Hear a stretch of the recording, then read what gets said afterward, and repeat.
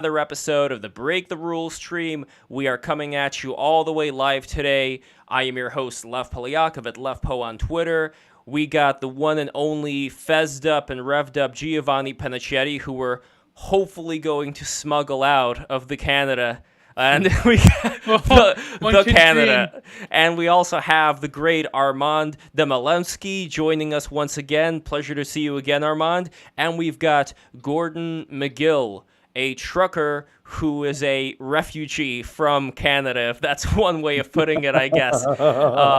And you were part of the freedom convoy that was occurring. And what I want to do this stream is this is not like a debate or anything of that sort. What I want to get into here is uncovering what the truth is so that we could best understand each other and see where exactly some of us may go wrong. But it will be a debate. No, it won't be a debate. No, because look, I respect everybody's opinion, and what BTR is about is bringing all the opinions in here and seeing where are certain things unclear. So, Gord, I would love for you to start just to tell us your story, what happened as far as you were able to see it, and then I would love to hear from Armand, because I know that, Armand, you were pushing back a little bit on certain things that were going up in Canada, so I would definitely love to hear your response. And once again, guys, subscribe, and subscribe, как говорил великий Ленин.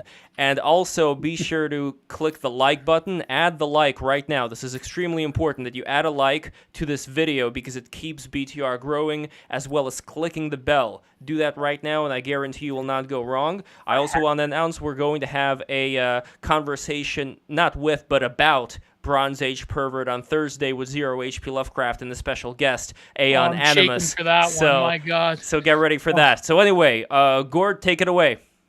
Hi, everybody. Thank you for having me on, Lev. Pleasure to be here in such esteemed company. My name's Gordon McGill. I've somehow become something of a cheerleader / minor spokesperson for the Freedom Convoy. I had a little tiny Twitter account where I was discussing trucking issues previously to the Freedom Convoy and COVID regime. I've been a truck driver for 25 years. I've driven truck in Canada, the US, Australia, New Zealand. My family has been in trucking forever. My dad, both my uncles drove truck. My grandpa drove truck. My grandpa drove a Sherman tank across Europe to get rid of the Nazis. So it's sort of in my blood. And I guess what happened is I went home to Ottawa to express solidarity for this freedom convoy coming to the city.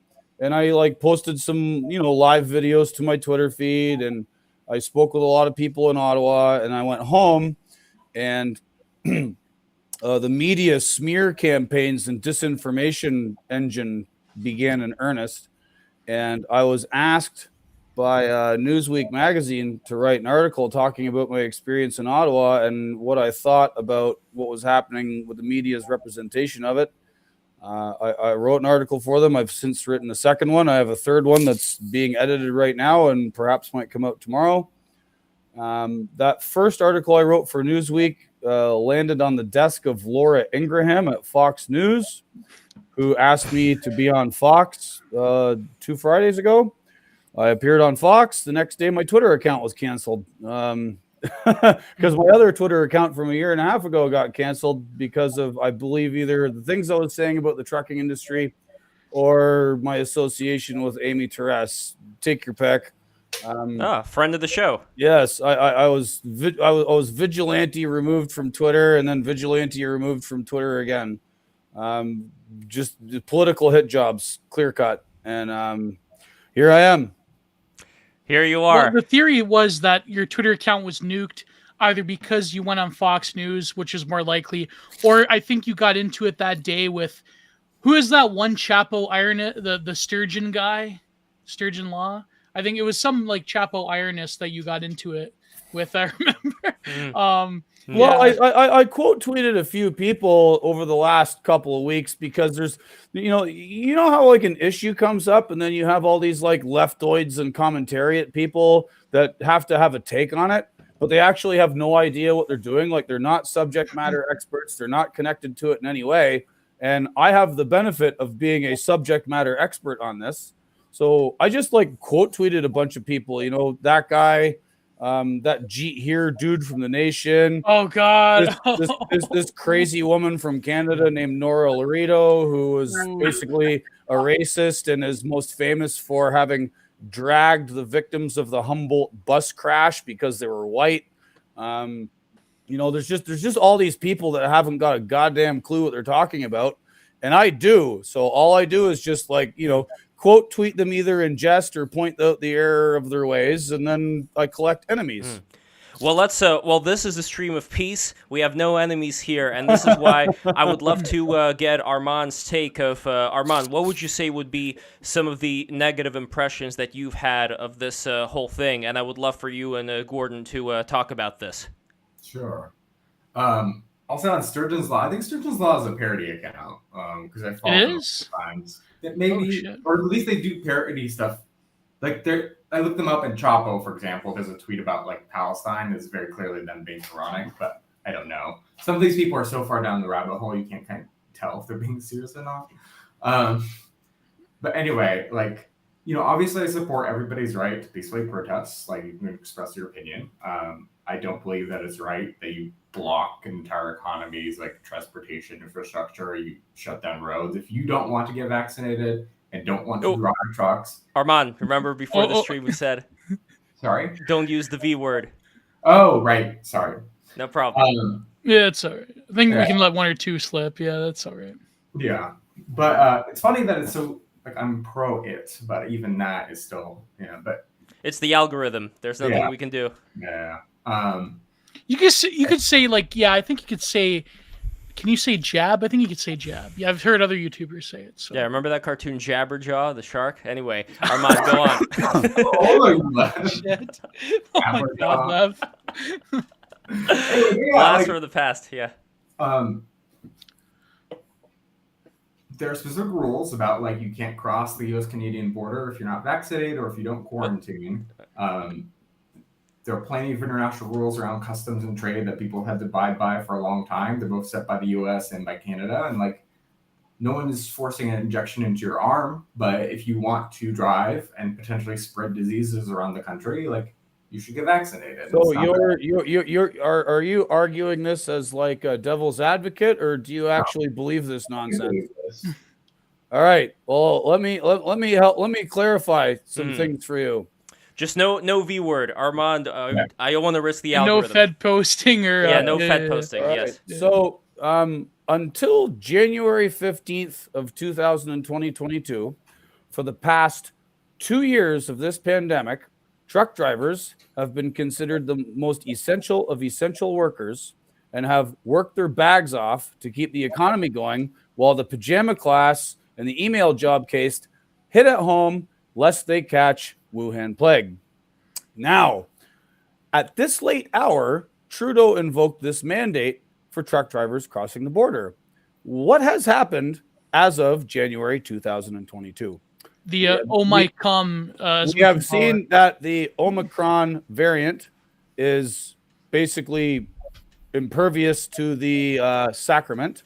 We have seen that the sacrament does not prevent transmission of the virus at all. And we have also seen the inversion of this meme of we love our essential workers. Well, you loved us for 2 years, and now all of a sudden you don't, just because a small number, well, not a small number, it's estimated anywhere between 18 and 30,000 Canadian truck drivers are affected by this. So you're just going to throw them out of work because they didn't bend the knee? And they didn't bend the knee after all of these conditions I've just laid out to you, which would suggest that it's pretty much unnecessary. There has not been a single study on God's green earth which has shown that truck drivers spread the virus more than anybody else. And if you're going to do something like this, if you're going to impose this mandate, then you must also impose it on anybody driving a car back and forth over the border. You must impose it on anyone flying on an airplane or coming on any other conveyance. But it was specific and targeted by Trudeau and by Biden. And it's affected at least 18 to 30,000 people in the U.S., never mind all the American truck drivers who can now not enter the Canadian market.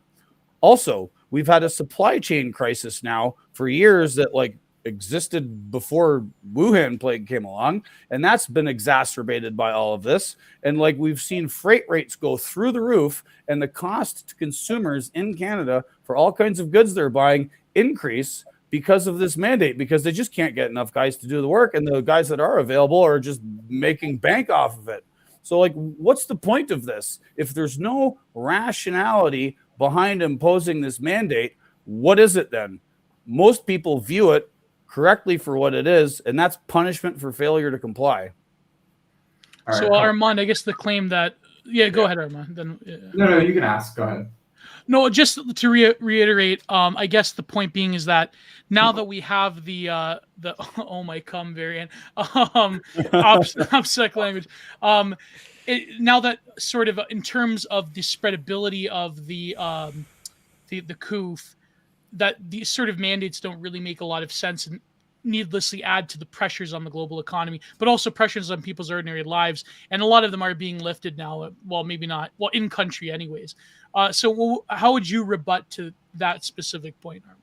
That's something that is like I feel like people aren't able to think about medicine and science outside of binaries. It's like, it works or it doesn't. It doesn't do this or it does do this. And it's so simplified and it's bullshit. If you look at one just came out today of a new study of there's a reduction in hospitalization of 99% from Omicron cases for people at the 3-4 course of the mRNA vaccine from Moderna. Again, Armand, you gotta use the Creole here. Right.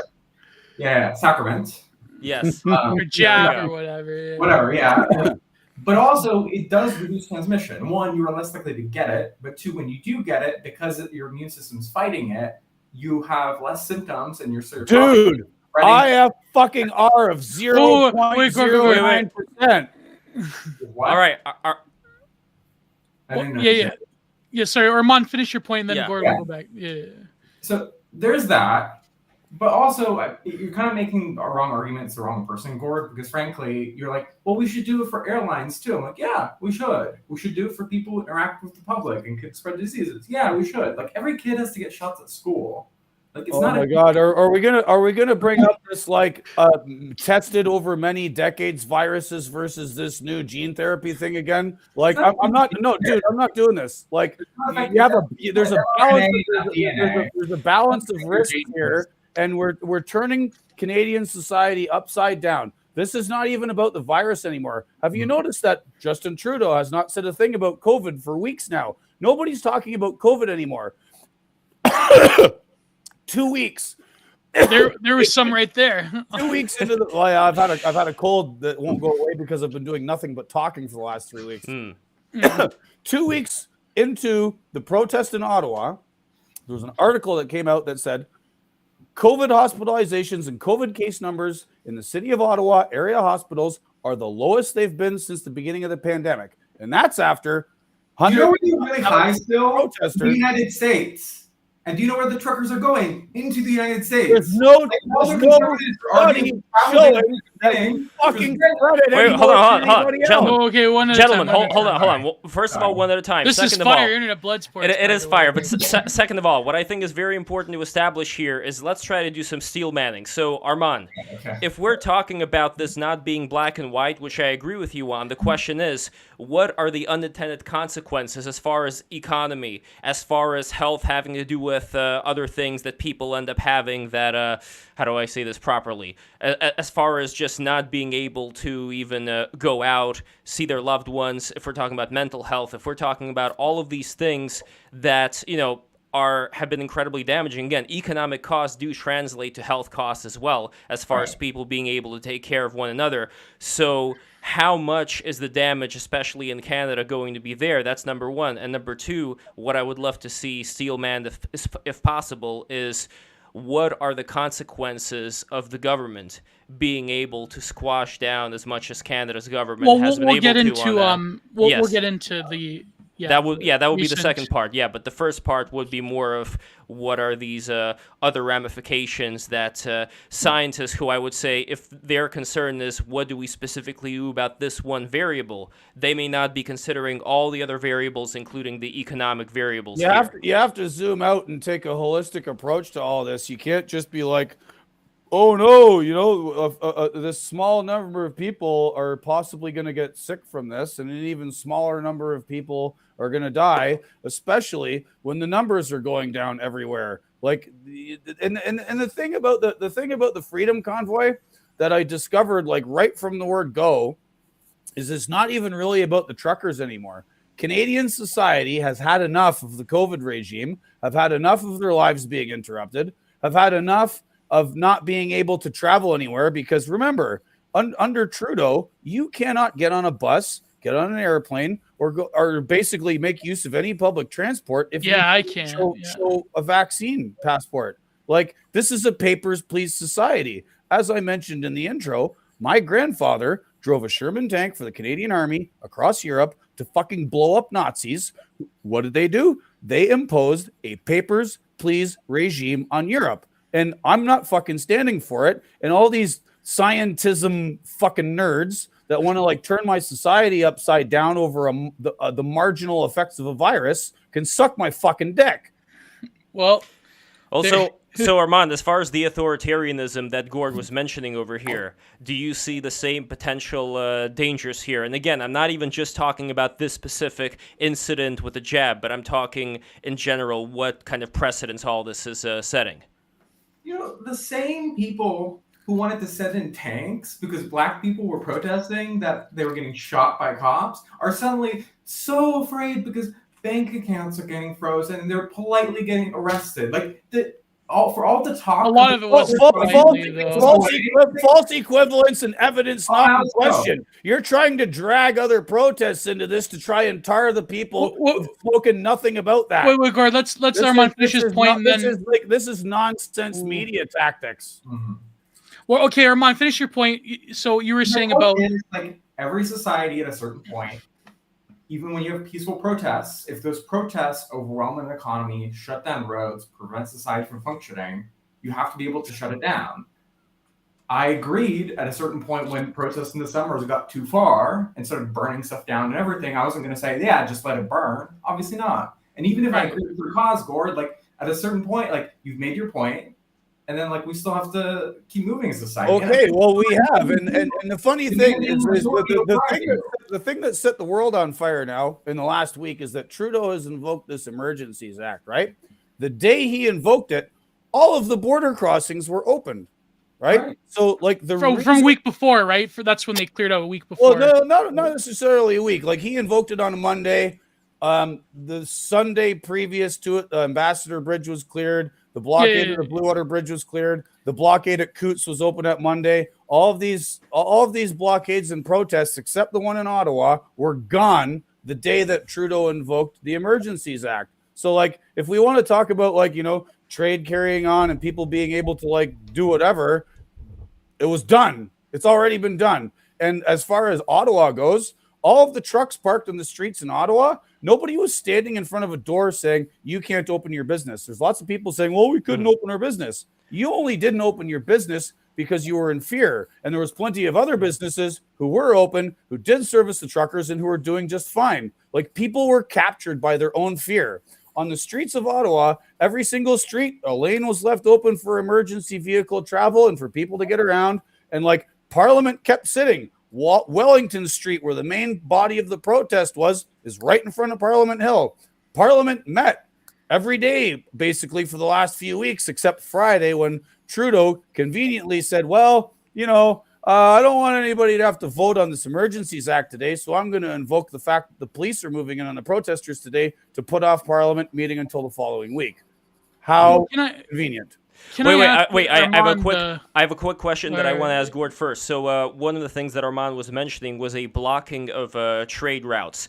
Was that indeed the case or no? If we're talking about the way that the trucks were positioned in Ottawa, out of Ottawa, were supplies, like as far as medicine, things of that nature, was that still able to go through to the people who needed it at the time? The Ambassador Bridge wasn't actually blocked. What was blocked were the approach to it on the Windsor side.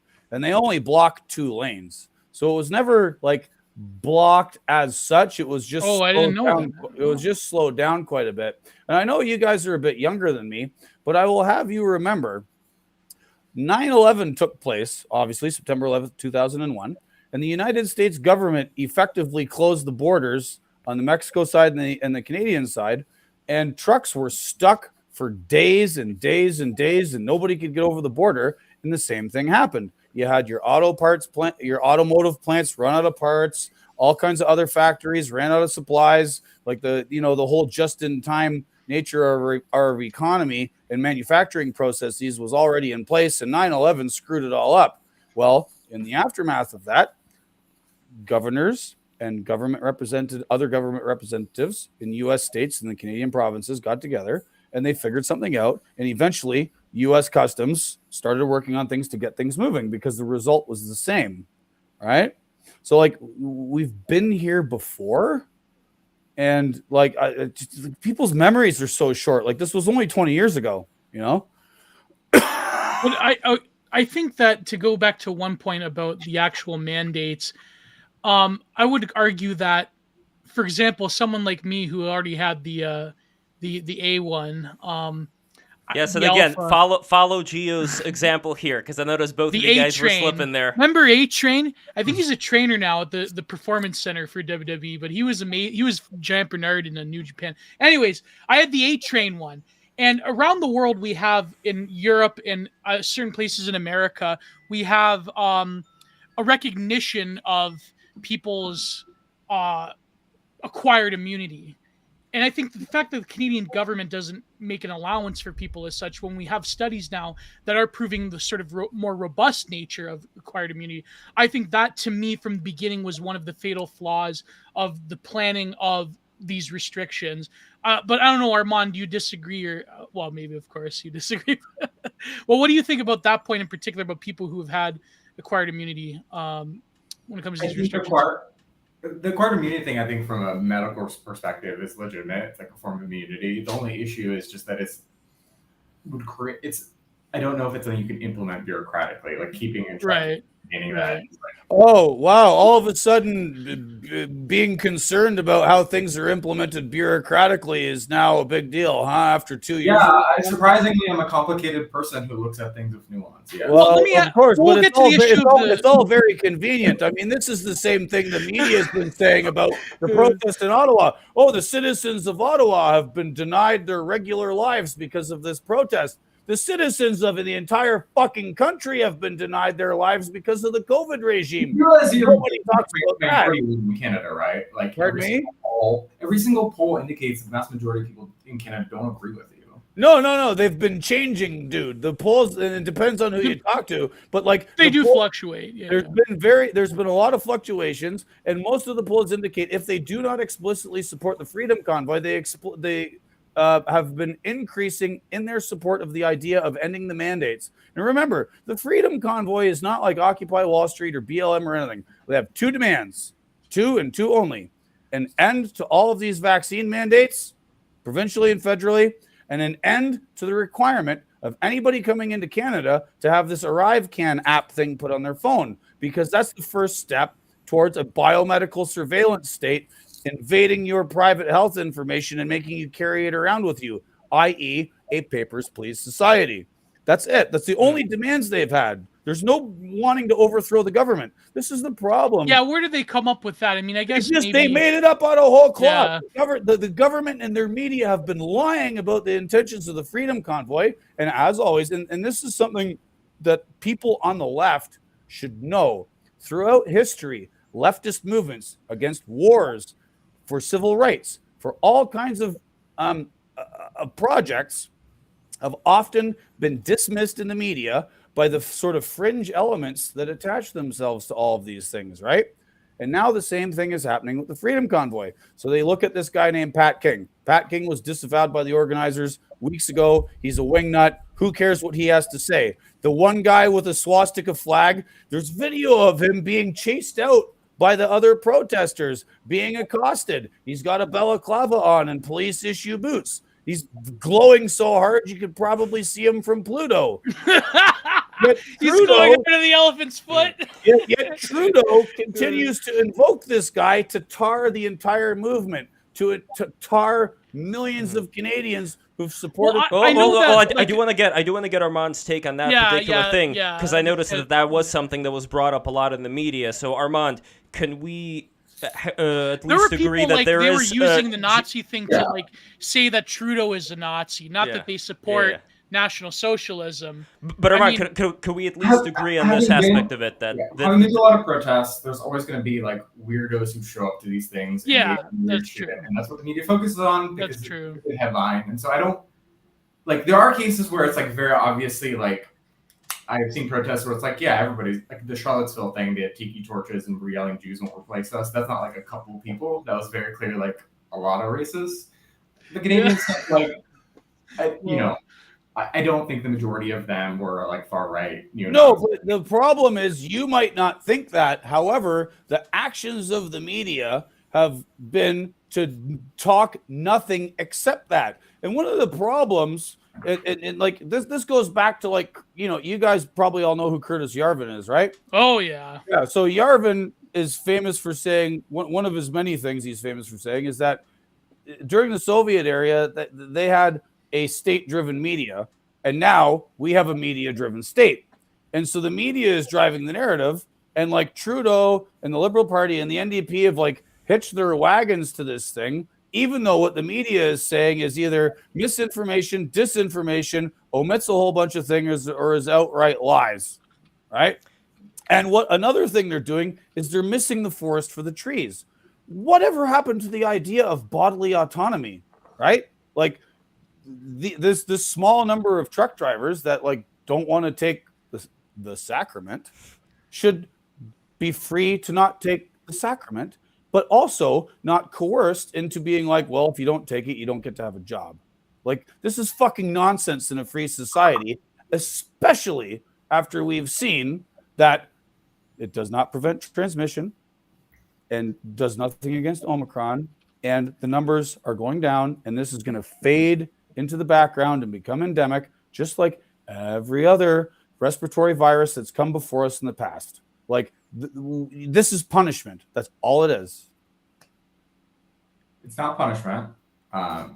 First of all, there were periods of time previously where we thought it was going away, it was getting lower, and then a new surge happened. The fact that it's going away now is great, and which means we need to just sustain the measures that work for a while. And actually, I want to go back to something somebody said earlier about like, we need to keep lockdown and all that. It's like, again, it's not a binary thing. If anything, Omicron's demonstrated, it's that traditional sort of like lockdown stuff of like 6 feet distance and all that stuff, like non-pharmaceutical interventions is really not effective against Omicron because it's so contagious that I would not advocate for going back to like. Yeah, exactly. They've been demonstrated. Wait, but Armand, you still didn't answer the one important thing, which is, while I agree with you what you just said right now, when it comes to even things that you would have advocated for, times that you would have advocated for it, my question is still, what about the unintended, or maybe intended, depends on how you look at it, consequences of what ends up happening economically, what ends up happening psychologically to the people that were under that, and how do you weigh these things to the extent that you'd be okay with it?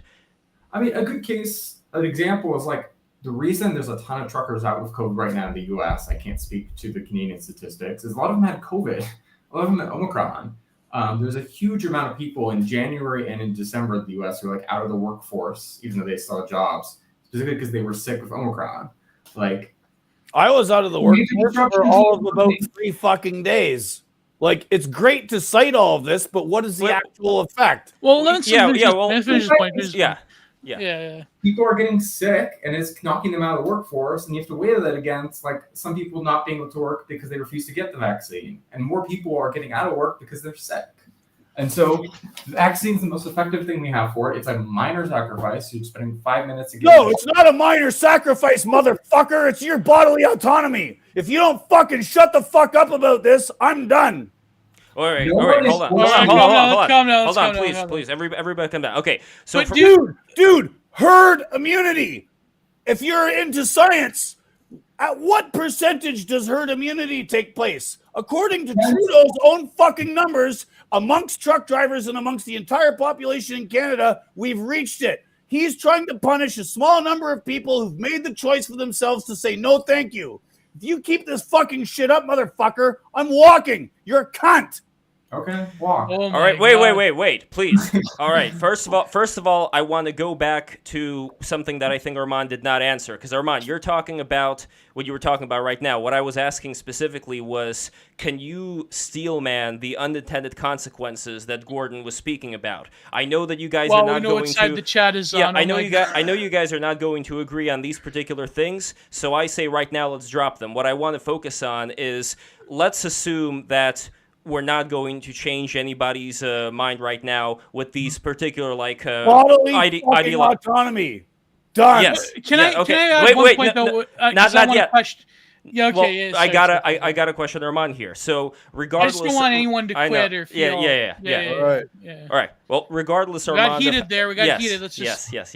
Yeah. Armand, regardless of however you may feel is the right path as far as health goes, what I want to focus on right now solely, and please promise that we'll only focus on this, solely focus on what are the potential unintended consequences of these policies being adopted a la the Patriot Act, where, for example, certain things come up, governments want these things to still exist because they'll have more power over people from those things. I don't think that's a conspiracy. I think that's human nature. I think that's what happened after, after the, that certain day on this September. So the reason why I'm mentioning this is I think that Gordon is concerned about what are these effects that are going to last even after 2022 as far as the amount of power the government can exert.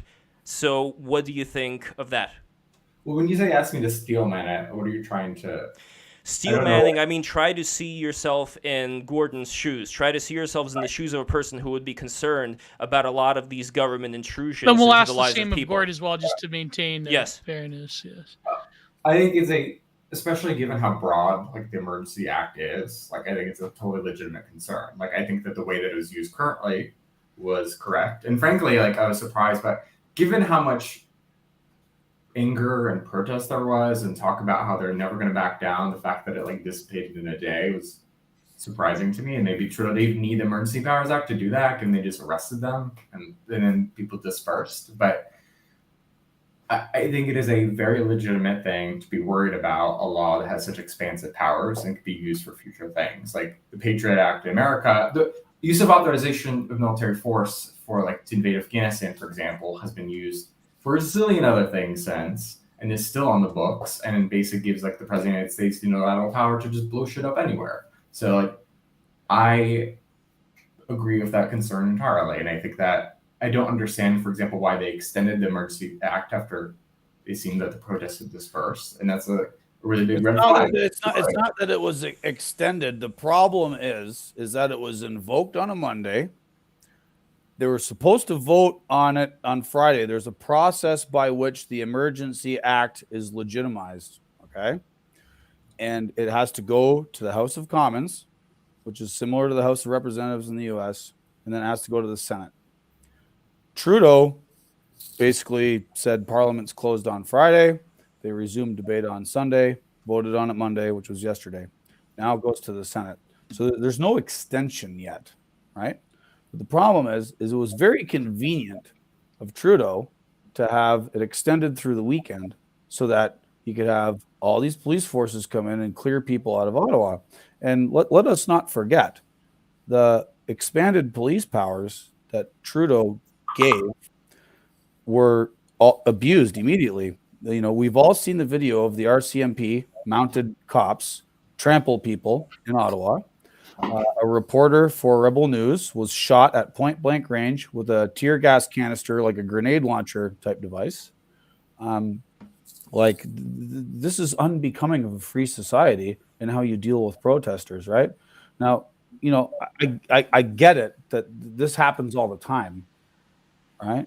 I'm not going to argue that, but the Emergencies Act was not necessary to deal with this. And that is the argument that's happening in the Senate now.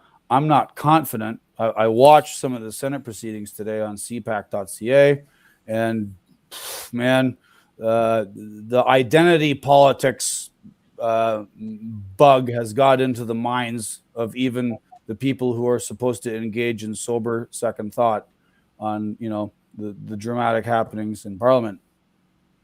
So, like, the arguments around this are missing the forest for the trees, right?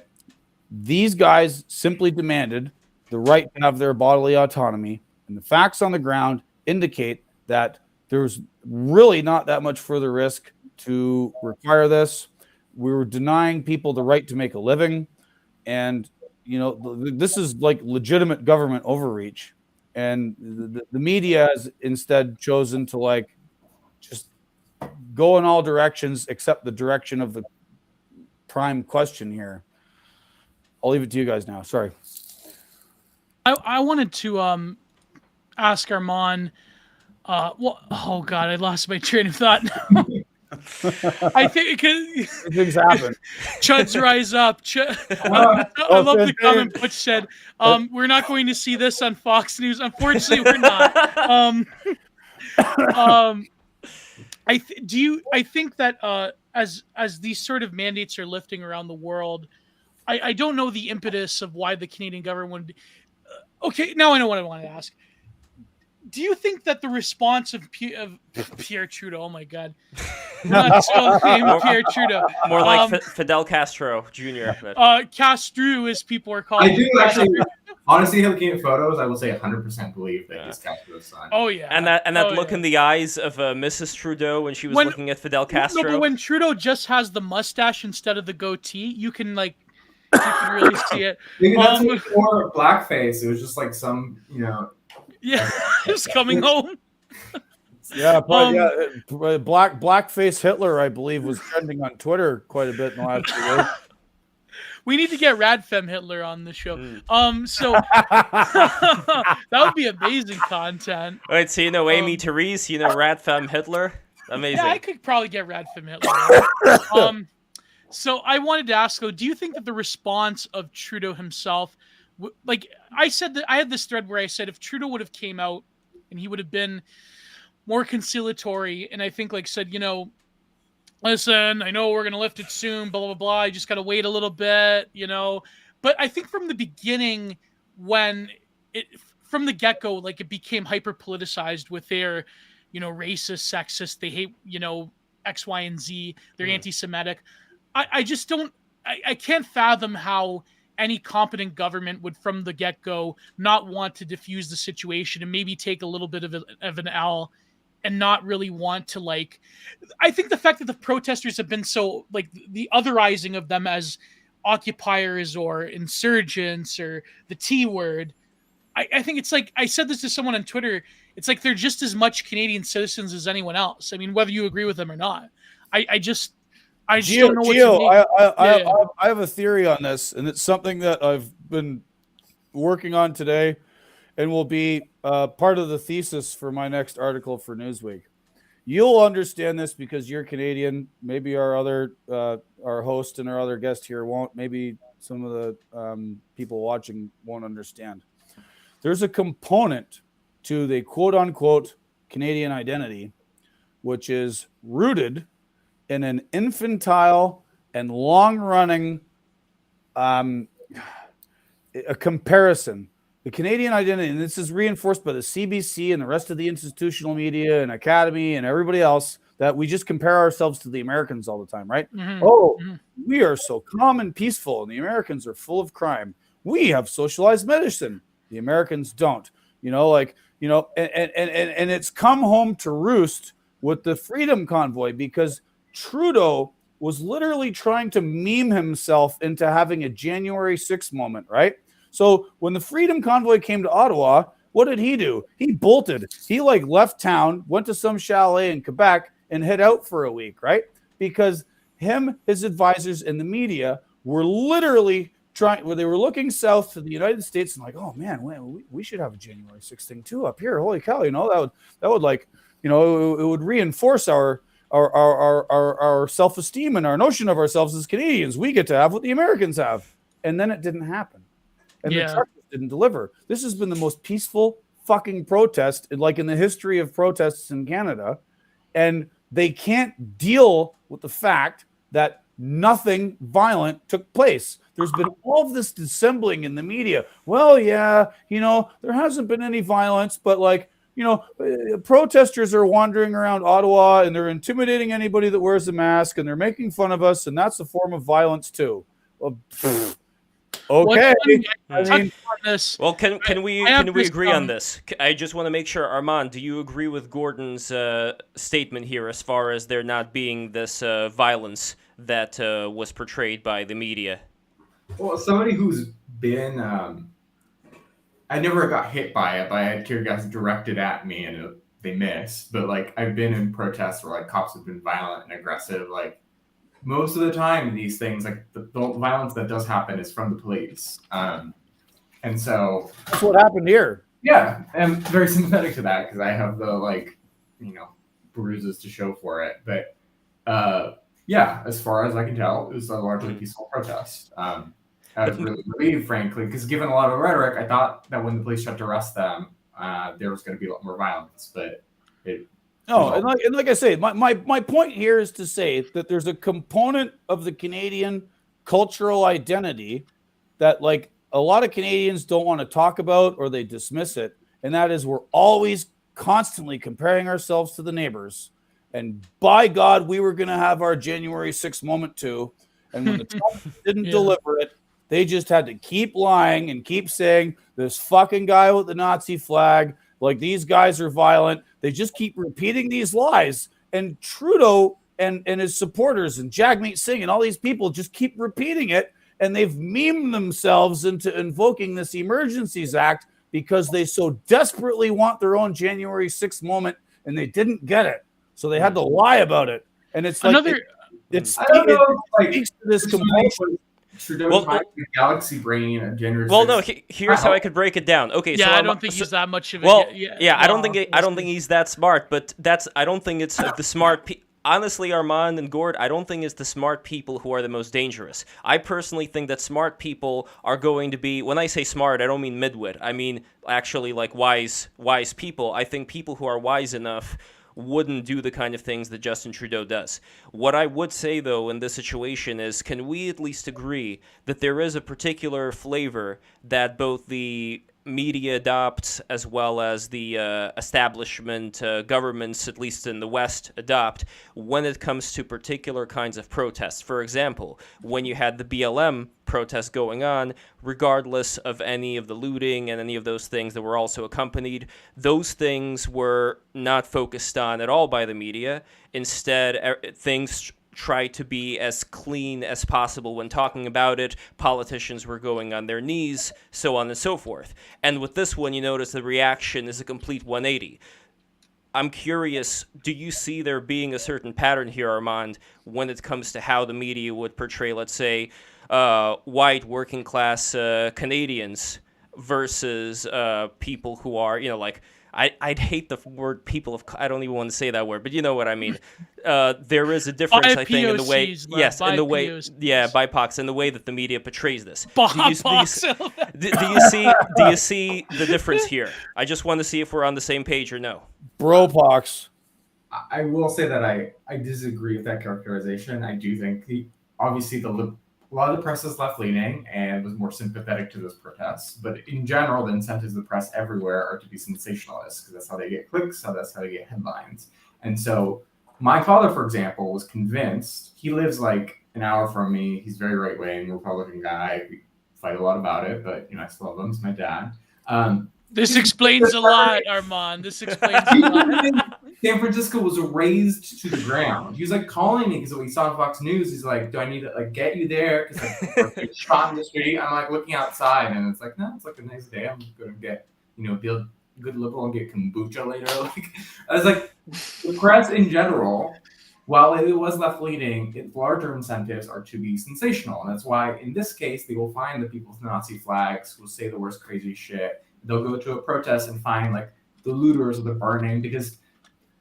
Boring protests that people tend to sign. Well, you say boring, but the problem is they don't want to address the underlying demands of the protesters. So it's just easier to, sensationalize the guy with the Nazi flag. And like you said something that's correct, Armand. Like you might have been in San Francisco and everything's fine. Just as there's many people in Ottawa who are looking around. Well, yeah, there's a bunch of trucks parked here, but everything's fine. but the Canadian media would have you believe that it's under siege. Premier Doug Ford invoked that when he announced the provincial state of emergency in order to like give the police powers to clear the protesters away from the Ambassador Bridge. He said Ottawa is under siege from like techno ravers, under siege from a bunch of trucks parked in the streets. Like, what do you mean by this, right? So like this over dramatization happens on both sides, and like we're all aware of that. But like the problem is we use that, the media uses this to avoid talking about the principle at hand and the facts on the ground. And that's like, and I apologize for getting mad, but like the facts on the ground are such that like this virus is going away. The effects of it are going away. The mandates as such, as they affect truck drivers, as they affect all kinds of other Canadians, nurses, this isn't even just about truckers anymore. This is something I've maintained from the beginning. The mandates have punished so many people. They've divided so many families, like pro-vax versus anti-vax, and nobody wants to talk to each other anymore. Like the psychological fucking warfare that's gone on has driven people crazy. It's happened in my family. It's happened in all kinds of families I've talked to, and people are done with it. I'm sure it's happened with Armand's family Armand, as well. but you disagree. I mean, so finish your point. I mean, you were talking. I know it's. Oh, by the way, I do want to share a comic with both of you guys, and also remind everybody who's watching, subscribe, press the like button, click the bell. Here's the comic. I don't know if you've seen this comic before, Armand. Do you see it on the screen? It's like cut off. Stone toss. You cut off the top of it. I can't see it because you. All right, hold on. Is it back on the screen right now? Yeah. Okay, so you see what it says, right? Yeah. Hold on, I'm gonna make it bigger. Solo layout time. Here we go. All right, I'm gonna close this thing so it. Oh, Armand, finish your point. Then I have something to. Well, no, but I am curious though. Before Armand finishes his point, Armand, what do you think about the framing of this comic over here? You can't ask him that. You know it's biased against. No. I want to hear. I want to hear Armand's opinion of what it's getting at here. Here, Lev. So there are two things, right? One, I think it is very true that there are a lot of like left-leaning activist types who claim to be champions of the working class, and the only like working class person they know is like their barista who they think they're friends with. And they get down about it. It's true. I meet those people all the time. Like I argue with those people all the time. But also, like a lot of the time, people cosplay the working class who have like big, really expensive trucks, and a lot of liberal reporters, for example, because they don't know anybody in rural areas, would be like, "He drives a truck. He must be a working class man." And the truck costs like $100,000 and is like a nice gun and stuff like that. So, Wing's working class is not just about like rural symbolism. There are working class people in cities. There are a lot of working class people who aren't white and also don't like the Confederacy. So, yeah. Can I say something about the Confederate flag thing that like a lot of Americans and people outside of Canada won't know about? Go for it. I just want to say this, and I'm not defending the guy that dragged this flag here. Like I just want to state a fact about an aspect of Quebec culture in particular that many of you might not know. So some of you might know that there's been a separatist movement in the province of Quebec for decades, if not centuries. They resent being ruled by Anglophones. This has been going on since General Wolfe defeated Montcalm at the Battle of the Plains of Abraham outside Quebec City and changed the balance of powers, and then resulted in British North America, which later became Canada, right? And this thing has never gone away. So there's people, a subset of Quebec society who are sympathetic to the Quebec separatist movement, who have appropriated the stars and bars, the Confederate flag, as a symbol of their sympathies with the ideas of secession, right? So it may not be about like, well, we just hate everybody or we hate African Americans or Canadians or whatever. It's literally an appropriated symbol used by a small minority of Quebec separatists. So maybe that guy in Ottawa with that Confederate flag was just some Yahoo Quebec hillbilly that just was, he's sympathetic to Quebec separatism and decided the Freedom Convoy was the place to come up and wave his flag around. Sure, he got chased away, and he does not represent 99.9999999% of the people that were there. It's just something to consider about the Quebec separatist movement and those symbols. That's all I'm saying.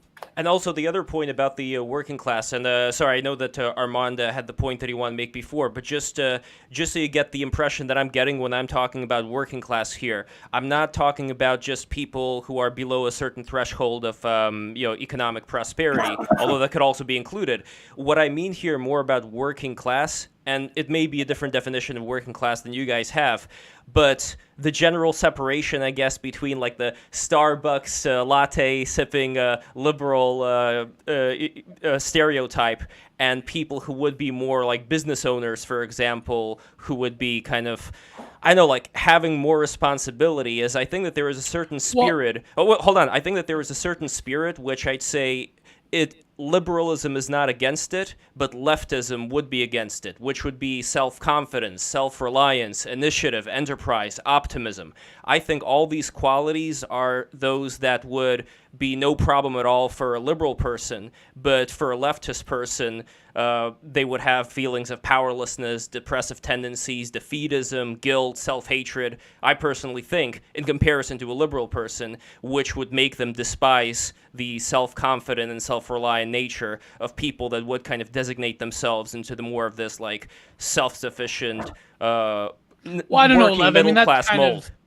There's a problem with that on both sides. I mean, the one thing about like, I think a lot of people have like this like yeoman farmer ideal of the working class, but it becomes complicated in the Canadian context. I mean, there is the trucking, the convoy movement is, I think, easily more understood through a class-based analysis than like even anything to do with race or whatever, because there's a lot of, like, for example, here in Ontario, I mean, a lot of Sikhs are truckers and a lot of them support the convoy. It gets complicated in North America in general, but about like but you would also have business owners, right? Like Gordon, for example.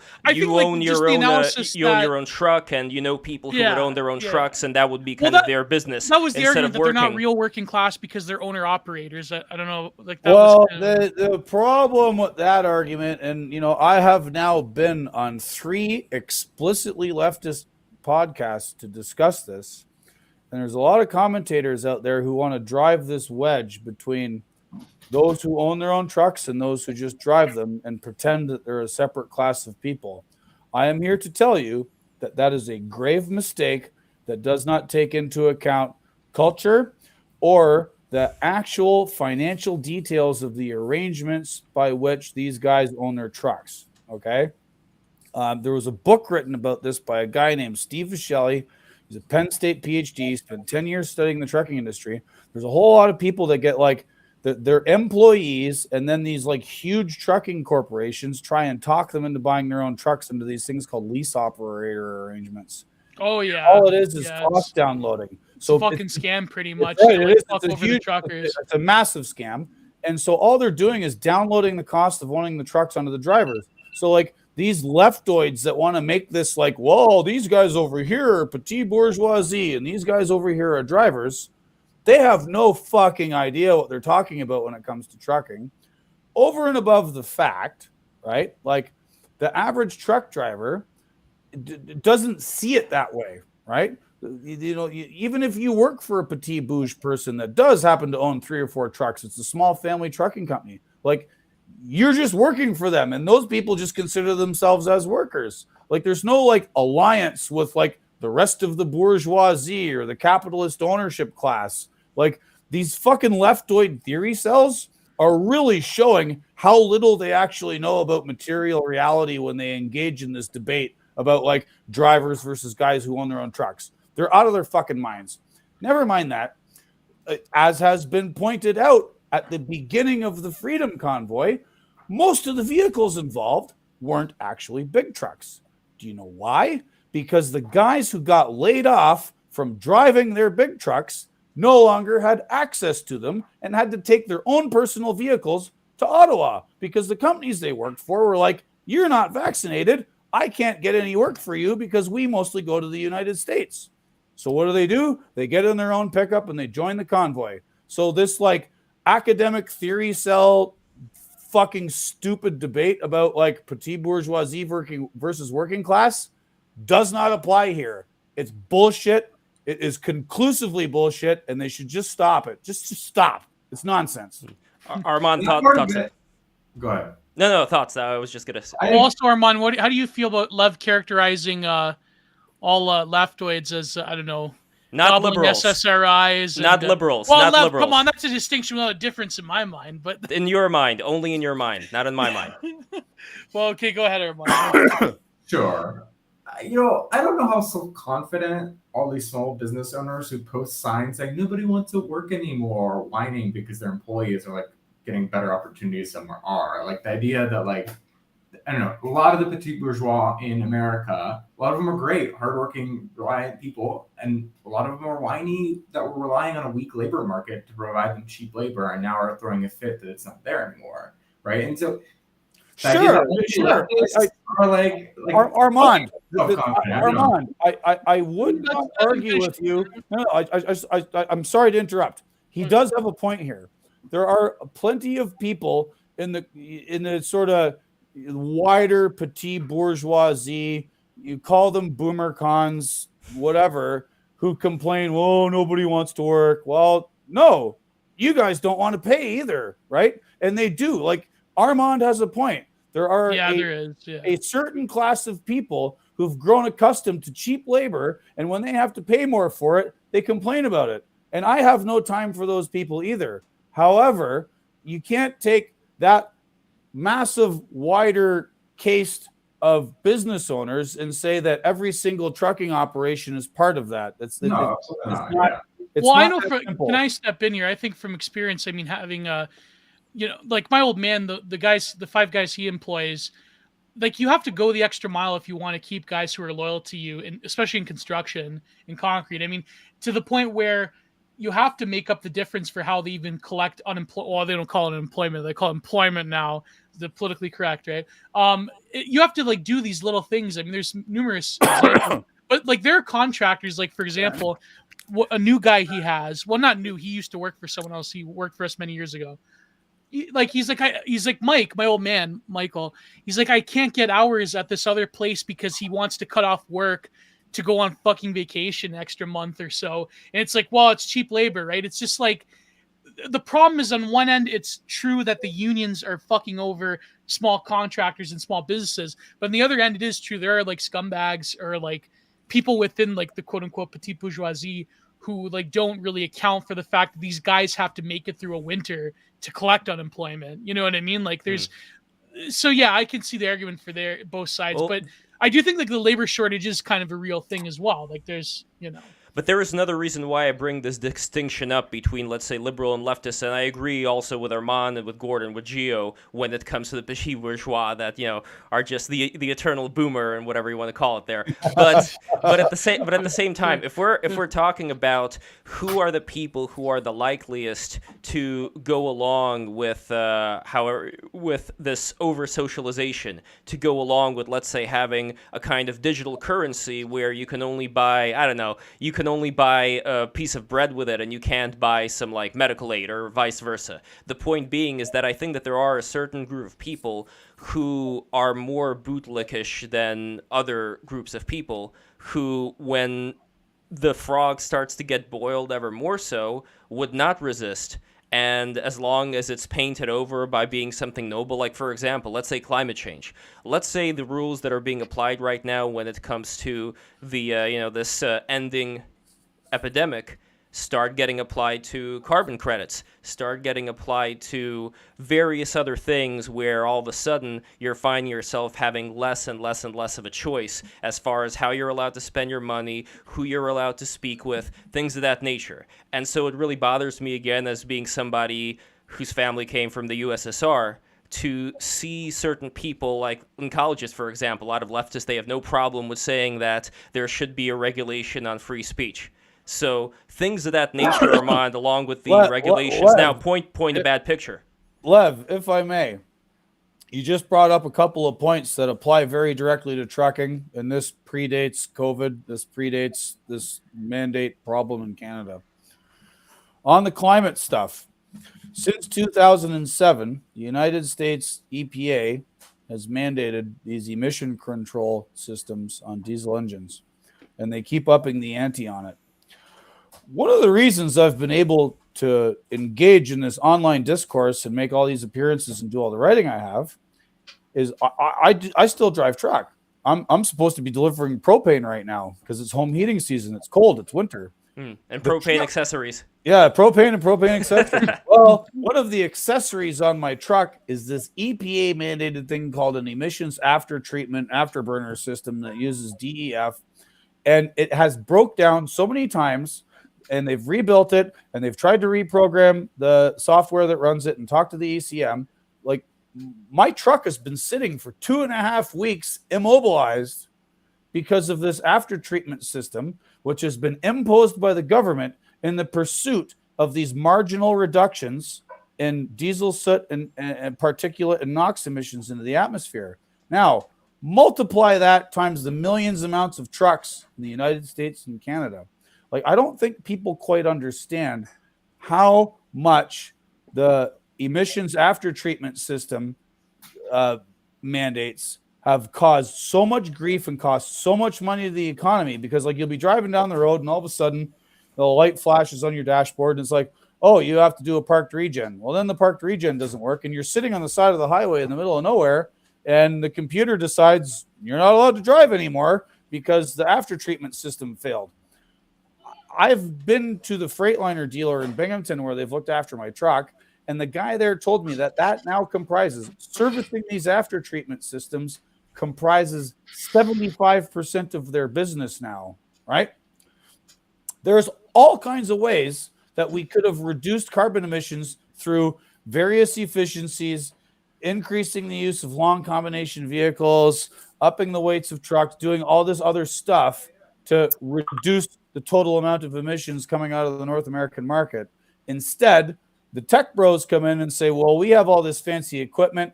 They get the ear of the government mandates it, and who pays the cost on that? The trucking companies. Well, guess what? If the trucking companies are spending all this money on this expensive emissions treatment equipment, they're not spending it on raises for their workers, right? So if you're a pro worker and then these fucking technocratic tech bro bugs saying, well, we need to reduce emissions by 0.0 whatever percent with this mandated technology, we have a conflict here, right? And that stuff is going to come down the pipe more and more as we transition from the COVID crisis to the climate alarmism crisis. And like this stuff has already been happening in trucking, right? Another thing that's already been happening in trucking has been surveillance, right? One of the demands of the Freedom Convoy in Canada is an end to this ArriveCan app requirement on the part of Canada Customs for any traveler coming into Canada, because it's like a building block of the biomedical surveillance state where you have to like register your test results, your vaccine status to the government. The Americans brought in this electronic logging device mandate a few years ago and imposed it on every truck driver in America, like if you left 100 miles further away from your home terminal and a few other exceptions. So basically, like if you're a long haul truck driver in the United States and now in Canada, because Canada followed suit, you must have one of these electronic logging devices in your truck, which means the government is tracking you, right? A lot of guys who drive truck for a living basically live in their trucks because they might be a couple of days, a couple of weeks, a couple of months, depending on their routes, depending on the customers they serve, they might not get home. They effectively live in their trucks and they are tracked by the government. How the lawyers argued this around the Fourth Amendment is beyond me, but like this surveillance state stuff was already present in the trucking community. So I would posit to everybody watching this that the reason the Freedom Convoy and the people associated with it have finally like lost their minds or like decided this is the issue is it's the straw that broke the 18-wheeled camel's back. The trucking community, the trucking industry has already been subjected to the tender mercies of the climate alarmists, and has already been subjected to the fucking HR department demons and all these safety people that say, well, we have to keep track of you all the time. And now we're tracked by the government 24/7. So like, you want to see what your future is as just a regular person? Watch the truckers, because it's all being fucking rolled out on us first. Yeah, it started with the Tattlers, remember? That was a big deal back in the 80s or 90s or so. Well, the Tattlers, yeah. Armand, as far as the consequences that Gordon is painting here, let me know your thoughts. I mean, I can't speak too much about the specifics because I'm not expert on the Canadian trucking industry or this technology. Like, I can say broadly, it feels like points you and Gord are making are, it's difficult to talk about in abstract because like society always has to make some sort of trade-offs, right? Like it's not legal. Why are the trade-offs always against one sector of the working class? Wait, let Gord, sorry, finish. Like, to go to school, you have to get certain shots I can't just take other people's shit. Like there's like, you're comparing the mandates against us to theft. Don't finish my point. I mean, we're not even talking about the mandates right now, Armand. Specifically, I'm talking what about. What I'm saying is, like every society has to make make trade-offs between liberties and societal benefits. For the most part, but specifically about the societal benefits, Armand. I just want to make sure that you understand what Gord was talking about here, because again, I don't want a point to be made if it's not made based on what was talked about. What Gord specifically pointed out was that there were these specific climate policies that these technocratic people did that actually do very little, if not nothing, to help, but only end up hurting as far as the amount of money that workers within this field are able to make. And not only that, but Gord actually gave alternatives, ways to actually help offset the carbon emissions. His point was that the government is very blind when it comes to these things. They just see some nice, flashy presentation, they go with it, and people who are in Gord's position don't really have a recourse here. And that is kind of like the symbol of slow government technocratic creep. And but I think the problem, I think the base assumption is that, well, I mean, it's complicated because nowadays, for example, in Canada, they just approved, I mean, a few months too late, they approved Novavax, which is more of a traditional tech sacrament. Yeah. No, but I guess the problem is that a lot of people are concerned with a novel technology that has not been really fleshed out and has been proven to be. We're not even, but Gio, we're not even talking about that. No. I want to go back because this is actually extremely important. Once again, the point Gord was making is that these policies were applied vertically. They were applied from on up high. The government decided to enact these particular policies regarding climate with the truckers and surveillance with the truckers. Now, what you were saying that this is a trade-off, but if I was talking about the climate stuff, like the surveillance stuff, like I don't know if trucking to know why they even do it, but it seems really fucked up and bad. So all right, there we go. We can agree on that. The climate stuff, like everybody complains when they have to do climate regulation and they think it's bad, but like climate change is a big problem. Sometimes the technology makes sense, sometimes it doesn't.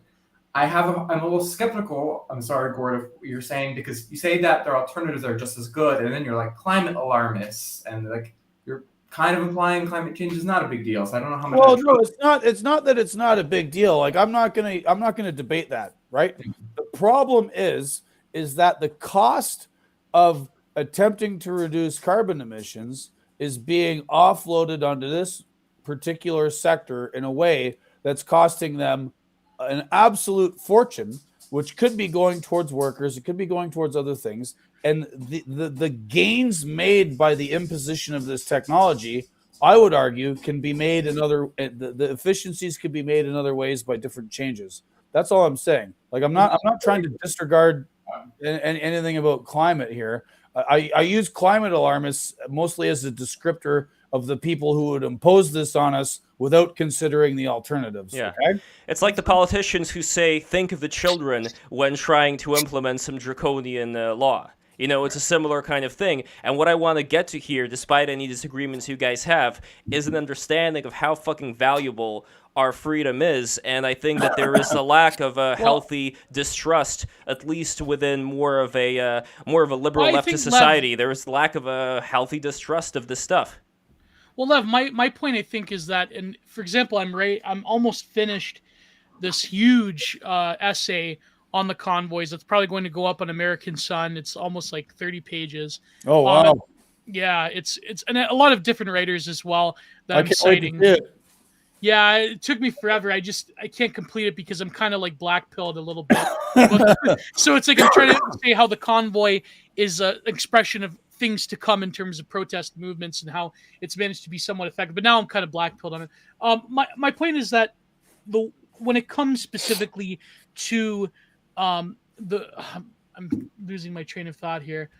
You can argue around the issue of a liberal framework of freedom. I think that there's problems with saying freedom. I think that there are many other ways in which you can approach it, but I think the problem is like when people on my side of things, like on the right wing, we like sort of chastise. Like I've like legit horseshoe theory. No, but I've heard people like counter. Not to name names, but I've heard people counter signal the convoy because they're libtards because they talk about freedom.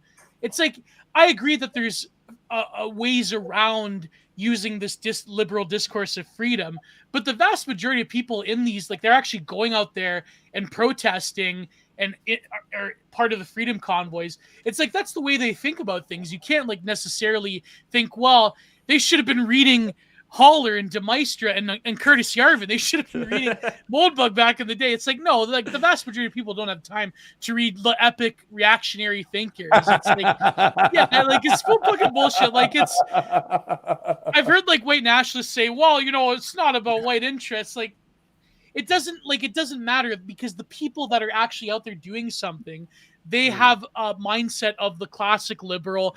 This is my freedom being impinged. And I think that, yes, it's true. You can make arguments that are not in line with that liberal narrative of like quote unquote freedom. But it's like the vast majority of people don't have time for that. Like that's my thing. Well, let me material conditions are there that are a problem.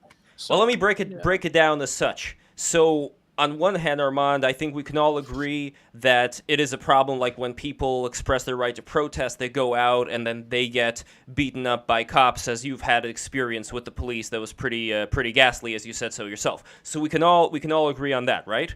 Okay, so now we have the situation where while your dad watches Fox News or whatever, there is still, at least right now, the kind of government, and I'm not saying just in the U.S., but in most Western nations, where the government and the media and so on and so forth, they seem to have a particular way of going about things, unless I'm wrong, where once again, if it's BLM, they take a knee. If it's Canadian working class truckers, the rain of hell flies down as much as possible on them. And my concern, again, it has nothing even to do with what's been going on these past 2 years. It's more of the precedent that's being set right here. So Armand, as somebody who is against this kind of brutality, do you see something weird about the arm of the government that's going to be taking the knee for the causes you like, all of a sudden, marching and annihilating as much as possible any resistance to the kind of things that you may not be as big of a fan of here? And do you see it changing at any point where certain things that you might be in favor of would start to be applied with that same treatment from the government?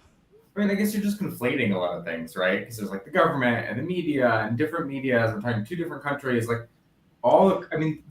well, no, I'm leaving Fox as a separate entity here. But if we're talking about a lot of the other mainstream stuff, well, they do collude. I mean, I know you're not going to like this, Armand, but Tucker pointed out, CNN was doing the Janny work for the Canadian media as well. Like I saw an article the other day about how. Well, anyways, I mean, let's face it, the media they all think alike. Yeah. I'm not saying this is a fan of Fox News. I think Fox News can, much respect to Laura. How did you call Ingram? Much respect to Laura Ingram, but Fox News is also like this corporate thing. She's still around Laura Ingram. That's a blessing with that. Yeah. Fox News is still corporate, so I'm in favor more of people like Break the Rules, for example. That's what I'm in favor for. Everybody subscribe.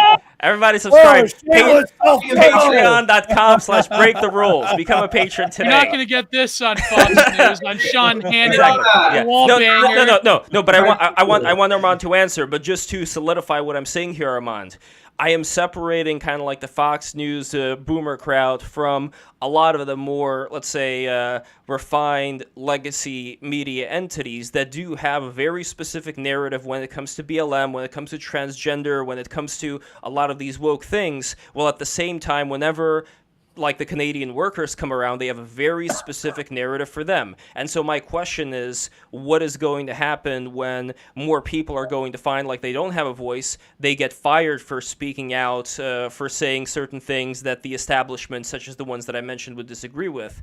And what happens then as far as the reaction to that? And what happens if it's also the other way around, if the shoe's on the other foot, if all of a sudden we get some kind of a dystopic right-wing government and all of the issues that you care about are going to be trampled on just as, no, don't say that, Gio, and get trampled on just as much. You know, because what I'm fighting against here, Armand, is, or rather say it like this, what I'm fighting for is your ability to express yourself and Gord's ability to express himself. And what I'm fighting against is the trampling on that ability to express and trade and purchase and things of that nature. So that's kind of like the picture that I'm painted. So let me know what you think. So two things. One, when I was talking about conflating, I meant conflating the government and the media, because while a lot of the press was more sympathetic to like BLM protests and so on, like local governments, all the cops cracked down pretty quickly. Like Seattle was the only place where they allowed like Chaz and like autonomous zone, which was like insane because it really didn't stop having police. They just made random. Like, I disagree as far as New York City goes. The NYPD had to stand down, and again, there were certain times when enough was enough. They had to go in there, but by that time there was a lot of destruction that was caused. I agree with you when it comes to, let's say, sheriffs. The big distinction I find, Armand, you could disagree here, but when you have a sheriff's department, the sheriff has more of an obligation to the people within the community as opposed to having it be like the official police department that is subject to the politicians. That's where I see the big distinction here. It varies in places. A lot of places in California, sheriffs are elected.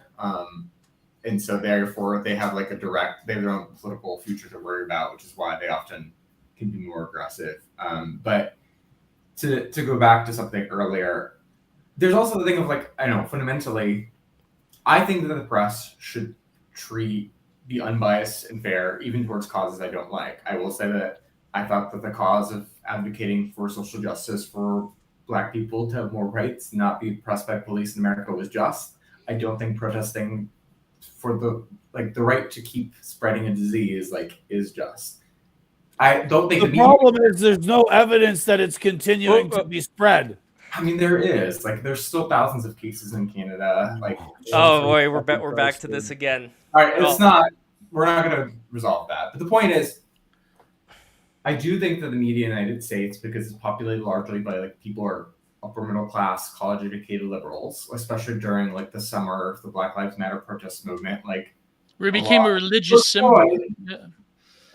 You know, with George Floyd, like Saint Floyd. Every white liberal I know was like going through all that social training, and there was definitely the media coverage was much more careful or like hesitant about like labeling things riots and stuff like that, and that then they would be with an equivalent protest, right? And even if I personally think some protests were more justified than others, I don't think that the press should reflect my political biases. No, but when you were saying let me just question. Wait. No. I gotta answer. I gotta ask. When you were saying labeling hashtag geo-harassment. When you were saying labeling things right, do you think labeling things right as in the truth, or right as in the right thing to show at the time? Riot. I meant to say riot. Oh, okay. All right. Never mind. All right.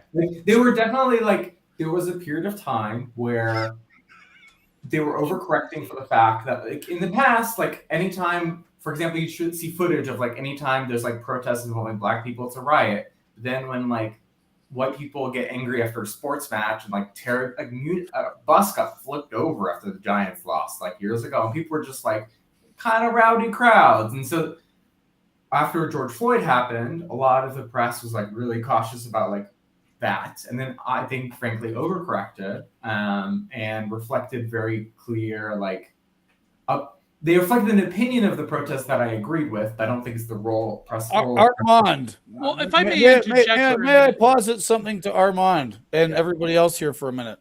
Go for it. And I'm not trying to like be disagreeable or anything, but like this constant discussion about like how the press reacts to things, whether it's left or right, and like, you know, they say this about X and that about Y, and everyone's a hypocrite. Like, this whole thing is so worn out now, and this is one of my frustrations, and this is what's driven me to like write a few things, and I've now been published in Newsweek, and I continue to advocate for the demands of the Freedom Convoy, if not the Freedom Convoy itself, is that like all of this like discourse about it's nonsense, because it ignores the facts on the ground, it ignores the demands being made, it ignores the fundamental realities of like people's lives being affected by this shit. And I just get so tired of it, right?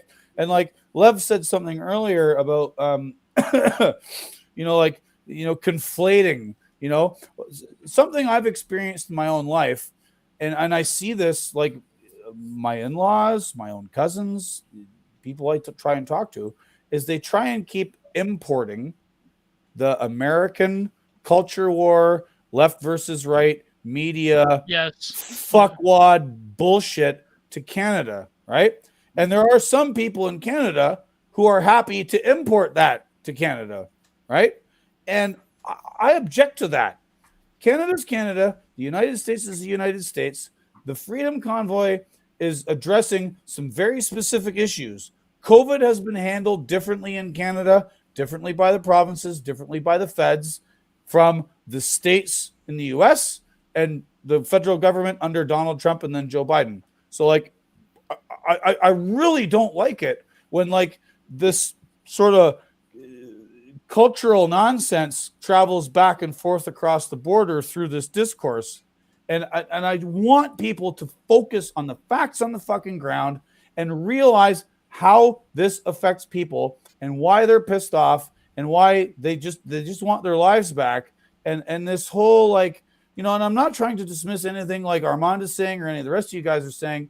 It's like the discussion about the media, this meta level discussion, it's fucking unhelpful, right? Like, let's focus on what we need to do here. Anyway, end rant. Well, sorry. I think that's the point, though, is that it's clear that around the world we've seen that these restrictions aren't working, and that the demand that to simply join the rest of these Western nations, including nations that have been held as paragons of progress for years, like Sweden, for example. I mean, in my article, I argue that the Canada model is like basically using Canada as a like sort of this neoliberal petri dish for what's going to happen in America 5 to 10 years down the pipeline. So any American watching, I hate to say it, but that would a few kind years of, from now, that would kind of contradict what Gord was saying to a certain extent, not a big extent, but a small I'm not one. Finished, Lev, not okay, finished. no, but just the petri dish example. But no, go on, Gio. I don't want to step on Gio's toes here. No, I just wanted to push back a little bit. I think that in North America, we don't have the same context as in Europe when it comes to the soccer riots or the hooliganism. Whereas in Britain and France, for instance, I mean, hooliganism has been a huge issue, and they have been called out as riots, and they've been labeled as, white supremacists and all that stuff. And to be fair, they have been a huge issue with we even had a comment from Super Iron Bob for $5 who says, "I grew up with sports riots being called riots. I don't acknowledge this false history." No, but I just think that I just like the wording of it as like the right to spread to see. I think that the sort of moralism that's been attached to the happenings of the last 2 years, to me, is incredibly like just bonkers. Because if we start to say that, to give someone because of a highly contagious illness, to give someone it is like this moral, like just like this moral obligation. It's just like really help your point that Gord's coughing every day. Again, I'm very sorry. I've had a cold. Like, I'm sorry. No. I just think like the whole. I had COVID. I caught COVID, and I had it last year. I caught COVID from my wife, who went to Pittsburgh to visit her in-laws, who were all vaxxed and boosted, and they brought it home to me. After me, truck driver, unvaccinated, who'd gone almost 2 years through this nonsense without picking it up. And then I got COVID from a bunch of vaxxed and boosted people. So fucking chew on that for a minute. No, but that's my point. Exactly. Like the development of this global happening, Chinese World Tour. That's my point, to hook up this like social morality machine to it, when for before the last 2 years we've been preached at how, you know, we live as atomized individuals and there's no such thing as society, especially in Canada. We live in a post-national country. There's no such thing as a unifying identity or community. Now we have to hyper focus on this, like, you know, and let's face it, a lot of it's boomer liberals who want to like eke out every little last drop of life so they can rob their children of their retirement fund. They go to Florida for another year. It's, to me, it's like very contradictory how on the one end we're taught that there is no such thing as social obligations or like our community or our ethnicity and so forth. Now we have to hyper focus on the concerns of other people and their health and well-being. It's very but to do this from not a position of community and belonging, but to do it from a sort of socially distanced position. I mean, it's really, again, please go and read Giorgio Agamben. Where are they now? He's the best writer on this. Everybody take a drink. So, Giorgio Agamben. Giorgio Agamben, exactly. Yeah. So I just think that, no, to me, like the sort of largely media created apparatus of moralism around giving people an illness is just, I can't abide by that. It's just it's bonkers. I mean, look, nobody wants anybody to die, especially like people who are of course close to them. You know, like I've talked about, you know, situations with my family and such. But if we are talking about like this point that Gio is making here, do you think, Armand, that Gio may have a bit of a point when it comes to there being like this new kind of religion oriented around this? It's definitely true. And I think, if anything, I often argue with folks who are so terrified of like any COVID stuff that they've created there are people, I thought for a long time, frankly, it was like a conservative parody. People aren't actually like this. And then I met some folks who related to my partner, and you were actually like, well, Fauci said it's okay. And I was like, you actually like, you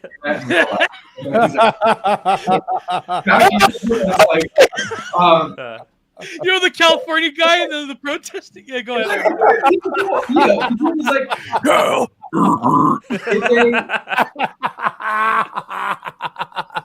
I used to be a deaf metal singer. What I want to convey is like, it's not.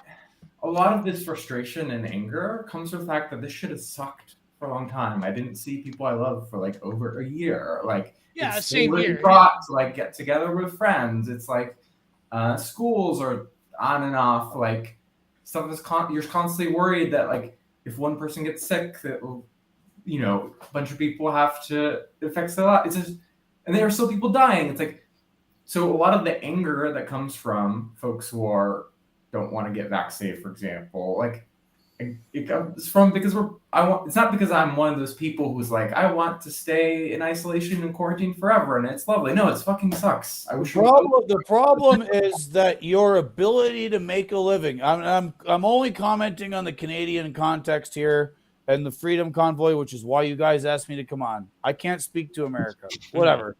The problem in Canada. Was Canadian Fauci? Your ability. Was he? The ability to earn a living on the part of Canadian truckers has now hinged on the requirement to take this sacrament at this late hour, which has proven to have not lived up to its original promises and makes you have to make a choice between your bodily autonomy and earning a living for your family. And I think that's wrong. And I want to read a tweet from you guys. I want to read 2 tweets from a friend of mine that's speaking about the like moralism that Gio just alluded to here. So bear with me. So a friend of mine, at Mar Black Merrick, he's one of the co-hosts of the Good Old Boys podcast. Everybody go watch. We've had Bog Beef on. Yeah, we've had Bog Beef on. Yeah, Bog Beef's great. He might even be watching. Shout out to Bog Beef. I spoke with them a couple of weeks ago. They're fantastic. Anyway, so this is a tweet from Merrick that I took screenshots of because it's so fucking concise and gets to the heart of this matter. Right? 2 parts. The worst kind of politics is emotional blackmail, like, what about the immunocompromised? That relies on people's compassion, preventing them from saying the obvious truth that we cannot reorganize human civilization for them. That compassion is admirable and necessary on a personal level, but expanding it to mass politics has led to decades of excuses and outright lies about how reality functions, empowering some of the worst people to ever waddle over God's green earth. Right? Like, he's basically saying, like, and I'm sorry if this implicates Armand's arguments here, but like this idea that we have to turn society upside down for the tiny minority of people. And like I said, at present, the across the board IFR for COVID-19 is 0.09% or something. Like, he has a point.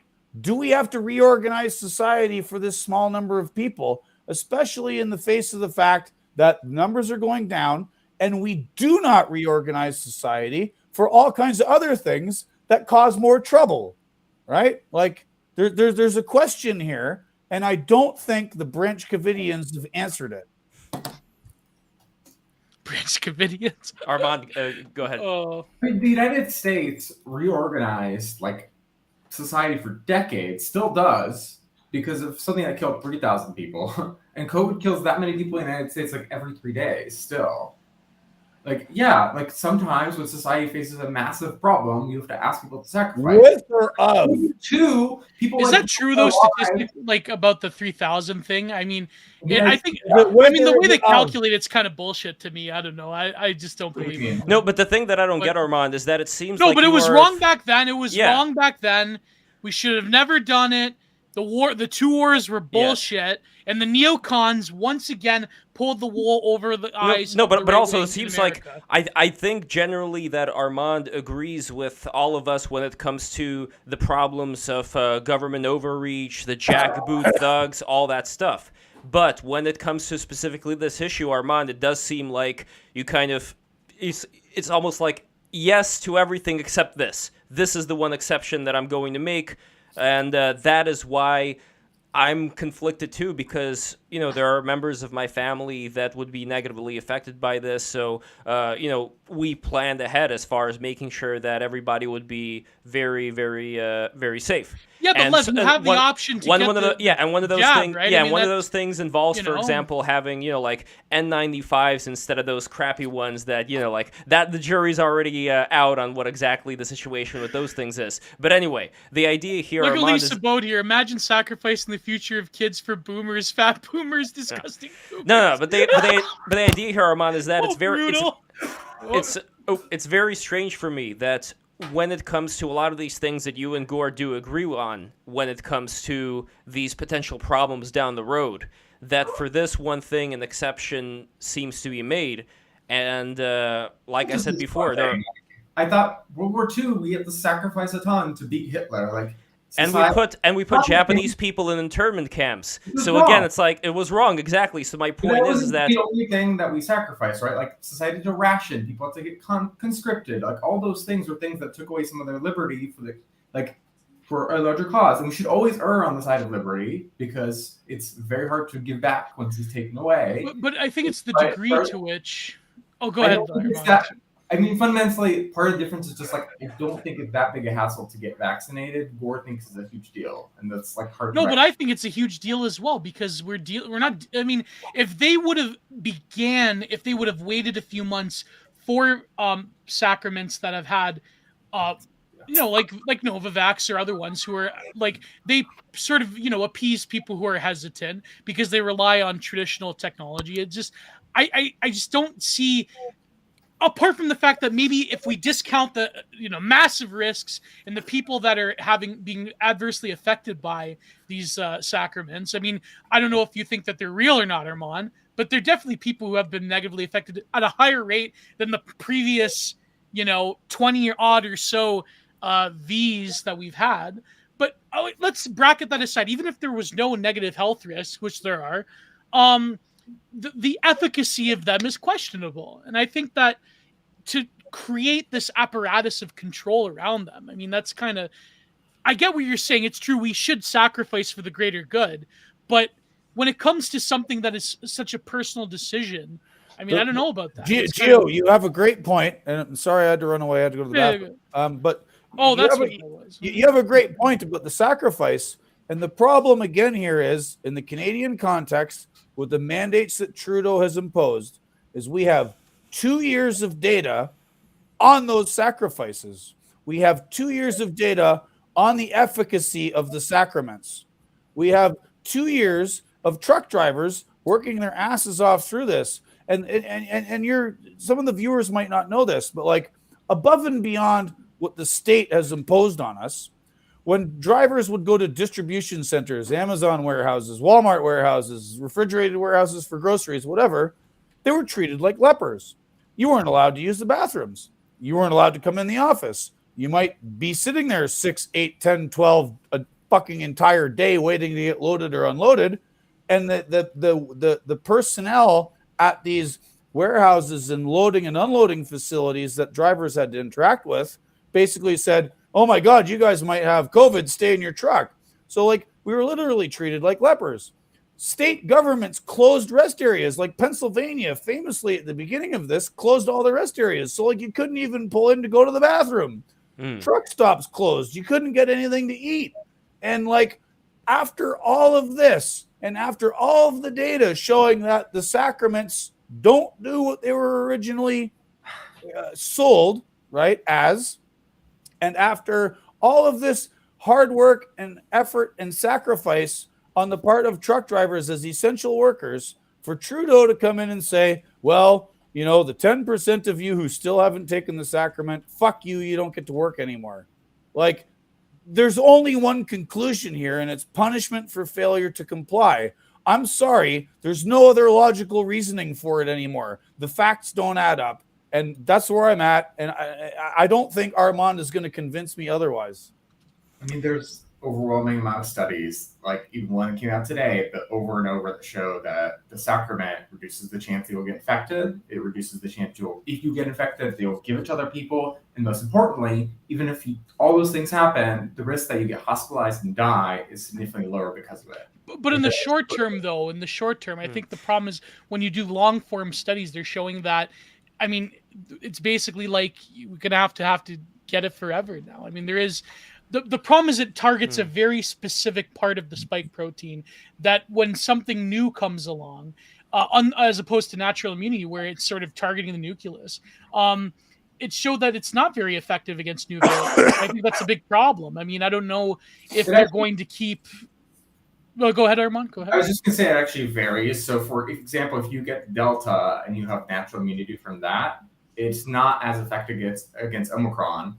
Versus if you get Omicron, it gives you natural immunity against a bunch of other things. So there's like a range of hierarchy depending on sure, but about like it is proven though that natural immunity does on average tend to lower your risk of any but when we're talking about all these details, I don't care if I get Omicron again. Like I mean, as long as I I'm tired of getting lost in the weeds here. Yes. Yeah. So I think it's important to actually not focus that much on the details of how a lot of these things end up working, because we keep being here for hours citing various studies. I think the more important thing is Gord's point, which was how he was treated, how he was treated in the truck. And when you were in the restroom, Gord, Armand brought up World War II, but I also brought up the Japanese internment camps. And the question here, again, for me, it comes back to the technology and governmental creep, which Armand agrees is a problem. But then, if it's a problem, why am I not seeing more people in California, especially? Like, I'm not seeing any protests in San Francisco against big tech censorship. You know, it just doesn't exist. You know, I'm not seeing people protesting against the Great Reset who are among the crowd of people that would work for Google or Facebook or so on and so forth. Why do you think this is going on? Why do you think this is not treated as seriously? Because regardless of whatever opinions you and Gord or anybody else has about this specific situation, if we all agree that the creep of government control is a horrible thing, why do you think they're sleeping on it? Why do you think that side is sleeping on it? I mean, part of it, like, people don't tend to protest where, their money comes from. So a lot of people work for tech, and they're not gonna. Nobody wants to, not just like cynically, but like you don't want to think you're the bad guy, right? So like, I personally think like Facebook is horrible. I've used it unless I need to in the last like several years. People I know who work there, they have to convince themselves when they wake up every morning that they're on the good side. Well, forget tech though. Why not some poet baristas? Why not some people who are in the arts?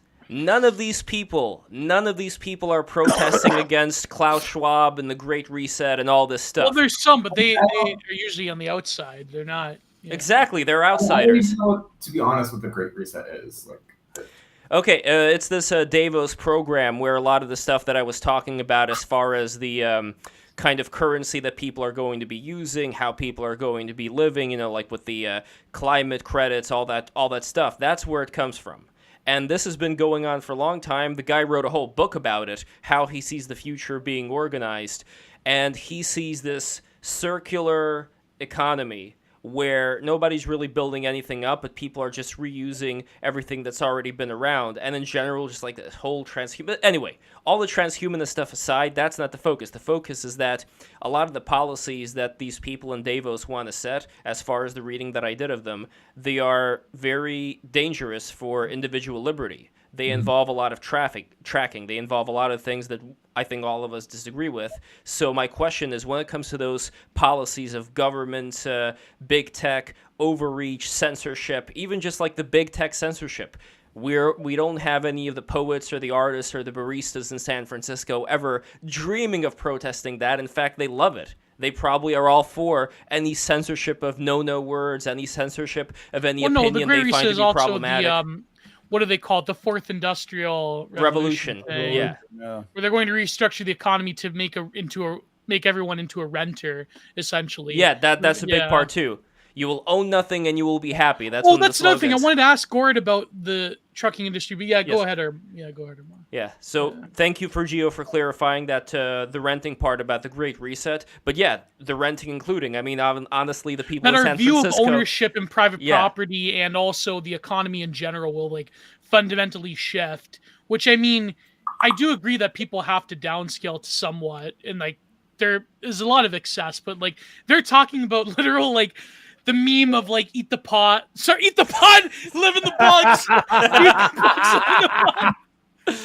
Yes, exactly. It'll be like the Disney movie where people lived in bugs. Gio, you had a question for me. Gio, shoot it. I want to hear it. What's your question, buddy? Well, but let's Armand finish and then I'll get to you. Yes, Armand, are we a bunch of tinfoil hatters, or can you give some some steel manning to what we just said right now about the Great Reset?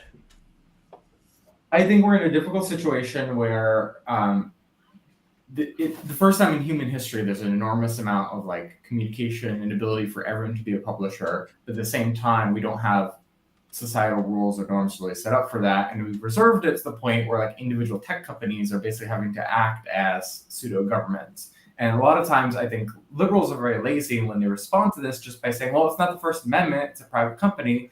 But like we're no longer in a world where that if you're banned from like Facebook and Twitter, you effectively have less First Amendment rights. Exactly. Libertarians of convenience are first against the wall, and Twitter got rid of me because of some vigilante group that didn't like me because of some things I said on What's Left podcast and or because of my affiliation with them. And that's why I got kicked off again. And good luck me trying to ever get my account back, right? There's no appeal process that involves a human. By the way, did they give you a... Oh, go ahead, everyone.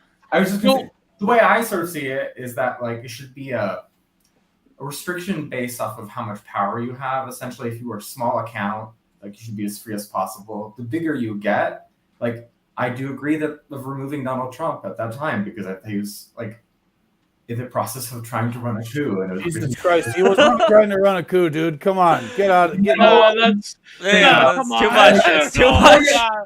The way I think it should be is that your accounts are you're under more scrutiny the more powerful and bigger you are. But right now, what's happening is that like the littlest guys, the ones who have the least leeway, and then the bigger, more important you are to these companies, the more leeway you get. But you do notice, though, Armand, that Joe Rogan is being hammered left and right, well, mostly left, by a lot of these legacy media outlets because he's out competing them. Because people are actually listening to somebody who's willing to have similar conversations like we're having for a long amount of time, going through a lot of these things. This is, I think, what people are into, as opposed to just some talking heads that spout off talking points. So when it comes to that kind of censorship, luckily Joe Rogan is still out there right now, but there are so many people, I bet, in San Francisco who would love to have him off Spotify, never to hear from him Patriots again. are control. Stand back, stand by. Armand, we're standing back and standing by. Okay, so just for all the listeners who like keep commenting in the little scrolling thing here, I am reading it, and yes, I have drank 4 cases of beer. I'm working. Yes, I've been drinking this entire time, and I'm fucking drunk, and whatever. I'm Canadian. We like beer. Wait, don't the French ones like wine or also beer? Yeah, brandy, or I Chardonnay. do appreciate that the Canadian truckers have like reset the stereotype of Canadians, the American mind. Like, Yes. You know, like it used to be just like people from Quebec who are a little bit like polite, and now it's like angry truckers who drink beer. Like, you know, it's a refreshing change. But it is also anyways, like I wanted Geo's question to Gord. Go. Yes. Oh yeah. What were we talking? I wanted to say something about. Anyways, no, don't worry about it. Two things. There was this one video of this insane psycho glow in the dark, this Aubrey Cottle ghoul who ended up doxing and to be fair, Griff Scam Glow is a shitty website for that has a number of leaks since years and years ago, but he was the one who was, in my opinion, employed by CSIS to do this doxing. And if you look into his history, he was part of the original anonymous people, and he like worked for the federal government. And the guy's a glowy. But in one part of it, he said, he's like, you know what? You fucking truckers are going to be replaced by computers in a few years anyways. So my question to Gord is two things. One is to play devil's advocate. Do you think that trucking as a whole is inefficient compared to other industries like trains, for example? And do you think that basically AI programs are going to be replacing long-haul trucking in the next 10 years or so anyways? So what is your opinion from someone in the industry? So the first part, can you repeat the first question as it relates to trains and efficiency? Yes. Do you think that trucking is an inefficient medium of delivering commerce? So it's not. Okay, so you're talking about different modes. Right, so like the most efficient mode of transportation is boats, because you're talking cargo capacity, how much gets moved, how far, for how emissions, much energy input, right? Yeah. So it goes boats, trains, trucks. The problem is there's not a rail yard into everyone's backyard. There's not a rail line into every community. So sooner or later, even though you might put things on trains, they have to come off and go on a truck to get delivered that last mile. So if you follow supply chain people, and speaking of supply chain people, if any of you guys are on Twitter, follow a guy named Huntsman at. He's a friend of the show. He's been here for many episodes. Yeah, he's fantastic. I'm in communication with him all the time. He's the best logistics guy. So anyway, yes, trucks are inefficient for certain things, trains are inefficient for others. It all depends on where you go, how much you're carrying, and like what you're doing. So, all rail yards eventually offload onto trucks, and then the trucks take it locally. Same thing with ships. They unload containers. The container goes to the port. It'll go on a train, X number of miles, comes off the train, goes on a truck. So like you're never going to get rid of trucks, right? Right. That's part of the deal. Trucks are sort of efficient up to 800 miles, but it depends on the rail network. It depends on the country. There's all these other factors that influence it. Okay. The second part of your question is about automation. Yeah. I've been following the work of this guy, Steve Viscelli, who I mentioned earlier in the show. I had a discussion with him on the What's Left podcast. about automation and all these other issues related to trucking. This was like before the Freedom Convoy came along. This is several months ago. Steve Viscelli's book, The Big Rig, Trucking and the Decline of the American Dream, is a fantastic read. If any of you guys are interested in this stuff, go read it. This guy is the dude. It is the definitive work on trucking and labor. Okay, so as far as automation goes, I think the automation pimps are out over their skis just like the government is. They're making claims and promises that are a lot further away and are contingent on a lot more factors being in place than they're letting on, right? So yes, they might get away with having trucks on 4-lane interstates where there's like not that many exits and not that much traffic around. And so they go from Indianapolis to St. Louis or from city to city, and they go to distribution centers on the outside of town. They're never going to be able to like replicate the human computer in our minds, which can like, you know, navigate the urban landscape, right?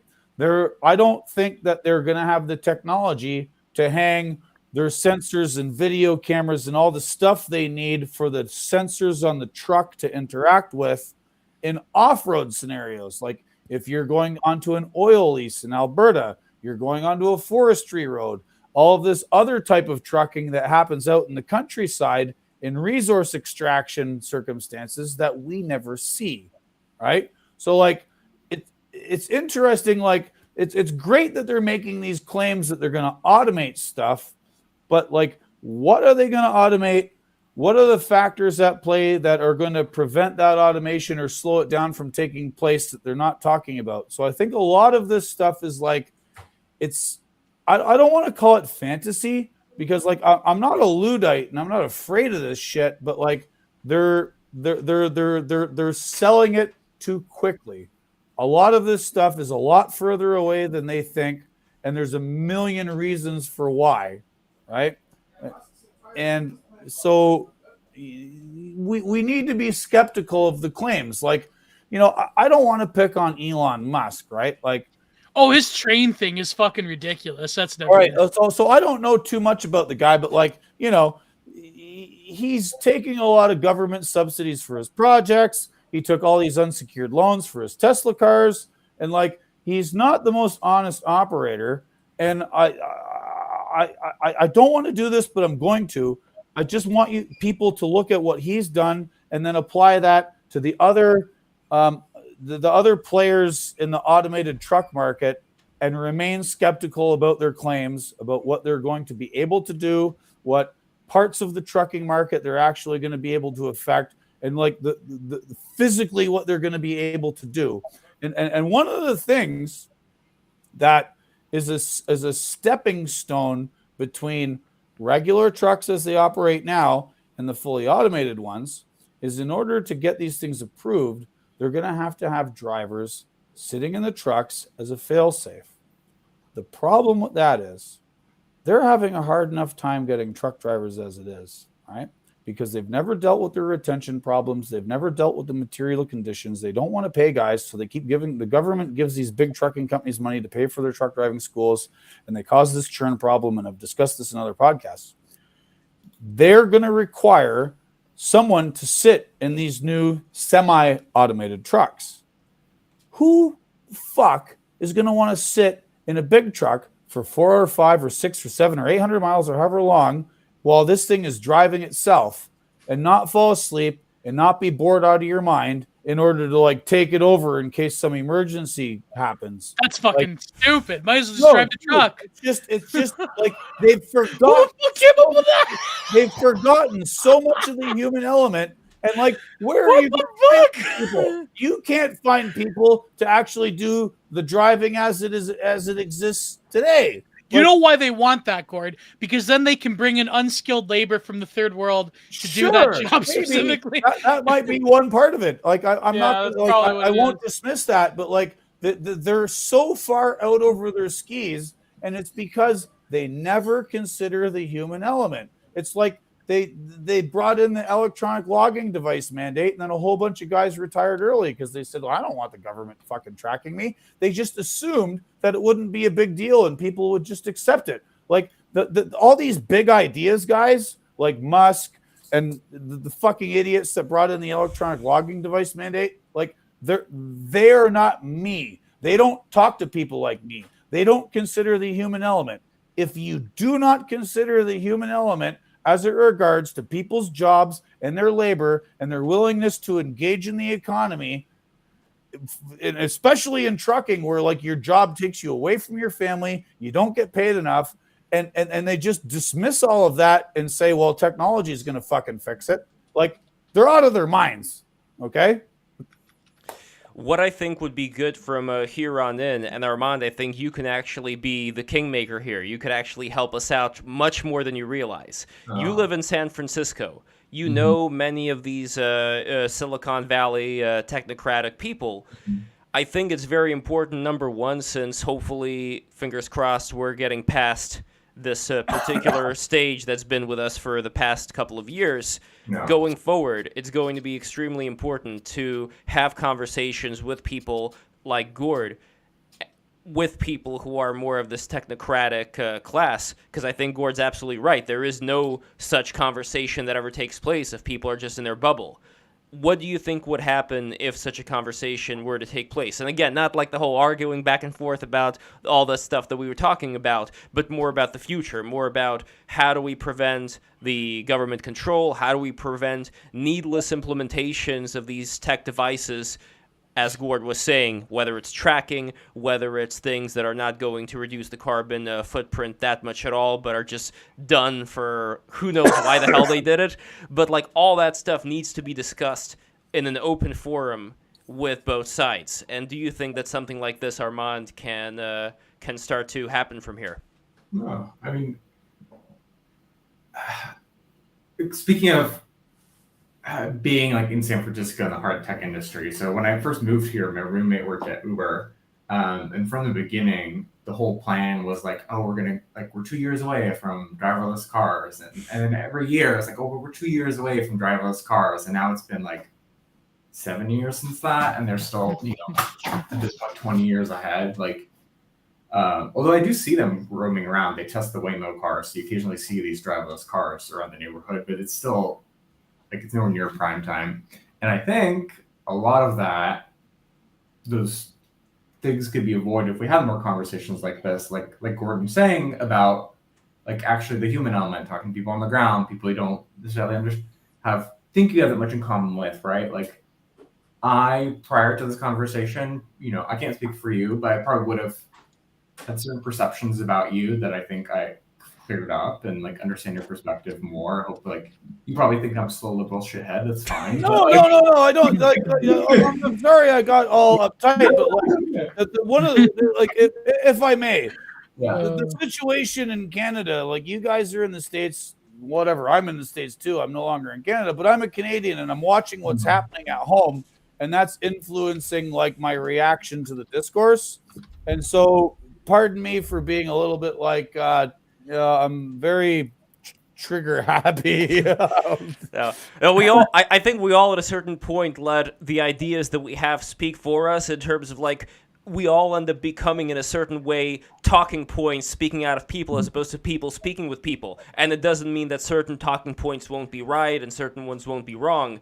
But we do forget, I think, that we're all people here. We're all trying to figure this thing out. And I think all of us are coming from, good faith, trying to see what is the best thing that could be done. I mean, my opinion with the government creep and all that. And I honestly think that Armand and you actually do agree on a lot of these potential dangers. My only wish is for Armand to treat it maybe a little bit more, like have it be even more in your head, Armand, as far as the day-to-day things. Because there are certain small butterfly effect type things, like you could speak with your friends about certain dangers that you see in a lot of this tracking in the big tech censorship. And I'm sure you may have conversations like this. All I'm saying is kick it up a notch. Because the more that people start to talk about this, I do think that it has a compounding effect. Can I ask Gord a question, though? Because you're talking about the American, Canadian, and I totally agree with what you were saying, Lev. I'm just curious about this. I've read a lot of stories about how a lot of the funding has been coming from American sources. So how do you feel about like Americans like throwing all this money to support? It's a cause you agree with, but at the same time, it's like okay. Let me dissect that for you, Armand. That's a legitimate question. No, it's a legitimate question. I'm not going to dismiss it. The percentage of money that was given to GoFundMe before it was like turned around and sent back to the donors at GoFundMe's whims, and the percentage of money that was then collected by Give Send Go was somewhere in the area of like 80 to 90% of that was donated by Canadians. So it was a small percentage that came from outside the country. And sure, some of it came from Americans, and that's fine. But like, let us not forget that, half of Trudeau's cabinet are creatures of the World Economic Forum Youth Leadership Summit. Half of who knows how much influence the NGO foundation nonprofit industrial complex has on Canadian society or American society or any other sovereign government. So on the one hand, I get what you're saying. On the other hand, compared to all the other money that gets laundered into political processes in individual countries, it's somewhat spurious, right? Because the Canadian media is making a big deal. Oh, some rich guy and Republican gave 10 grand to Give Send Go. Yeah, great. How much fucking money did all these NGOs and whatnot influencing Parliament get from international billionaires and corporations? It's in that light, it's a spurious argument. Well, I mean, yeah, the funding thing is kind of it's kind of rich coming from, I don't know, people that receive international funding anyways. I mean for various issues. I mean, I just like the whole thing that, again, it's another type of importing American discourse into Canada where it's well, I guess the Russians have funded. Yeah. It's just but I will say though that there's accused the Russians of I'm not denouncing the money because some people are commenting. You made a big point about talking about how it's frustrating that American discourse is flooding into Canada, and I was like, well, there's American money. How do you feel about that? Armand, the way you frame this about the discourse coming to Canada and the money to coming to Canada, that's a valid question. Like I said, my only disagreement is such that there's so much other money coming in to all these other organizations that quietly influence legislation and quietly influence all these other things in society that nobody talks about. So it's very convenient how that came up, but not all of this other influence, which is a many more dollars over a much longer time period. You know what I'm saying? Yeah, that makes sense. Also, out of curiosity, Armand, before I was speaking about the World Economic Forum, and I'm happy Gio reminded about the renting part of it. Were you aware about any of these things with what we were talking about with the World Economic Forum, or was that not something you even heard of before? I'm not saying the organization. I'm saying the specific things we talked about. I've heard of it, but I mean, to be honest, and it sounded a little conspiracy theory to me, just vague, World Economic Forum and Bilderberg Group. And no, absolutely, it does sound conspiracy-oriented, but as far as the stuff that this guy writes in his book, as far as, for example, Trudeau, who's part of this World Economic Forum thing too, praising Xi Jinping's policies and having the guy who runs the World Economic Forum praise Xi Jinping. You got to admit that sets a bad precedent and the fact is that since this was sort of dismissed for a long time by media people as, oh, this tinfoil hat a conspiracy theory, who never even bothered even looking up the kind of stuff that Klaus Schwab writes in his book.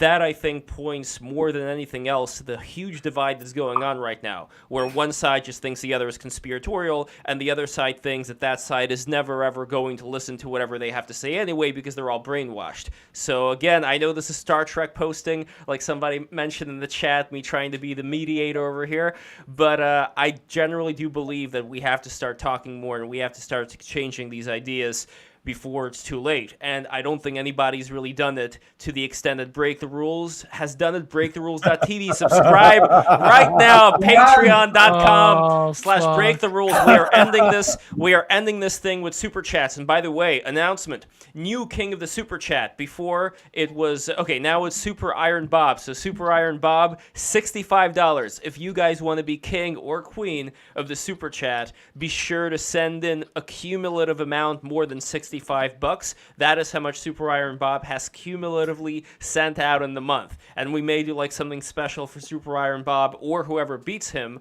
at the end of the month. Anyway, Super Chat time, and then we're ending this thing. ABC, before John Fiber, $2.79 Canadian dollars. Pivani Pupacheti. What the fuck?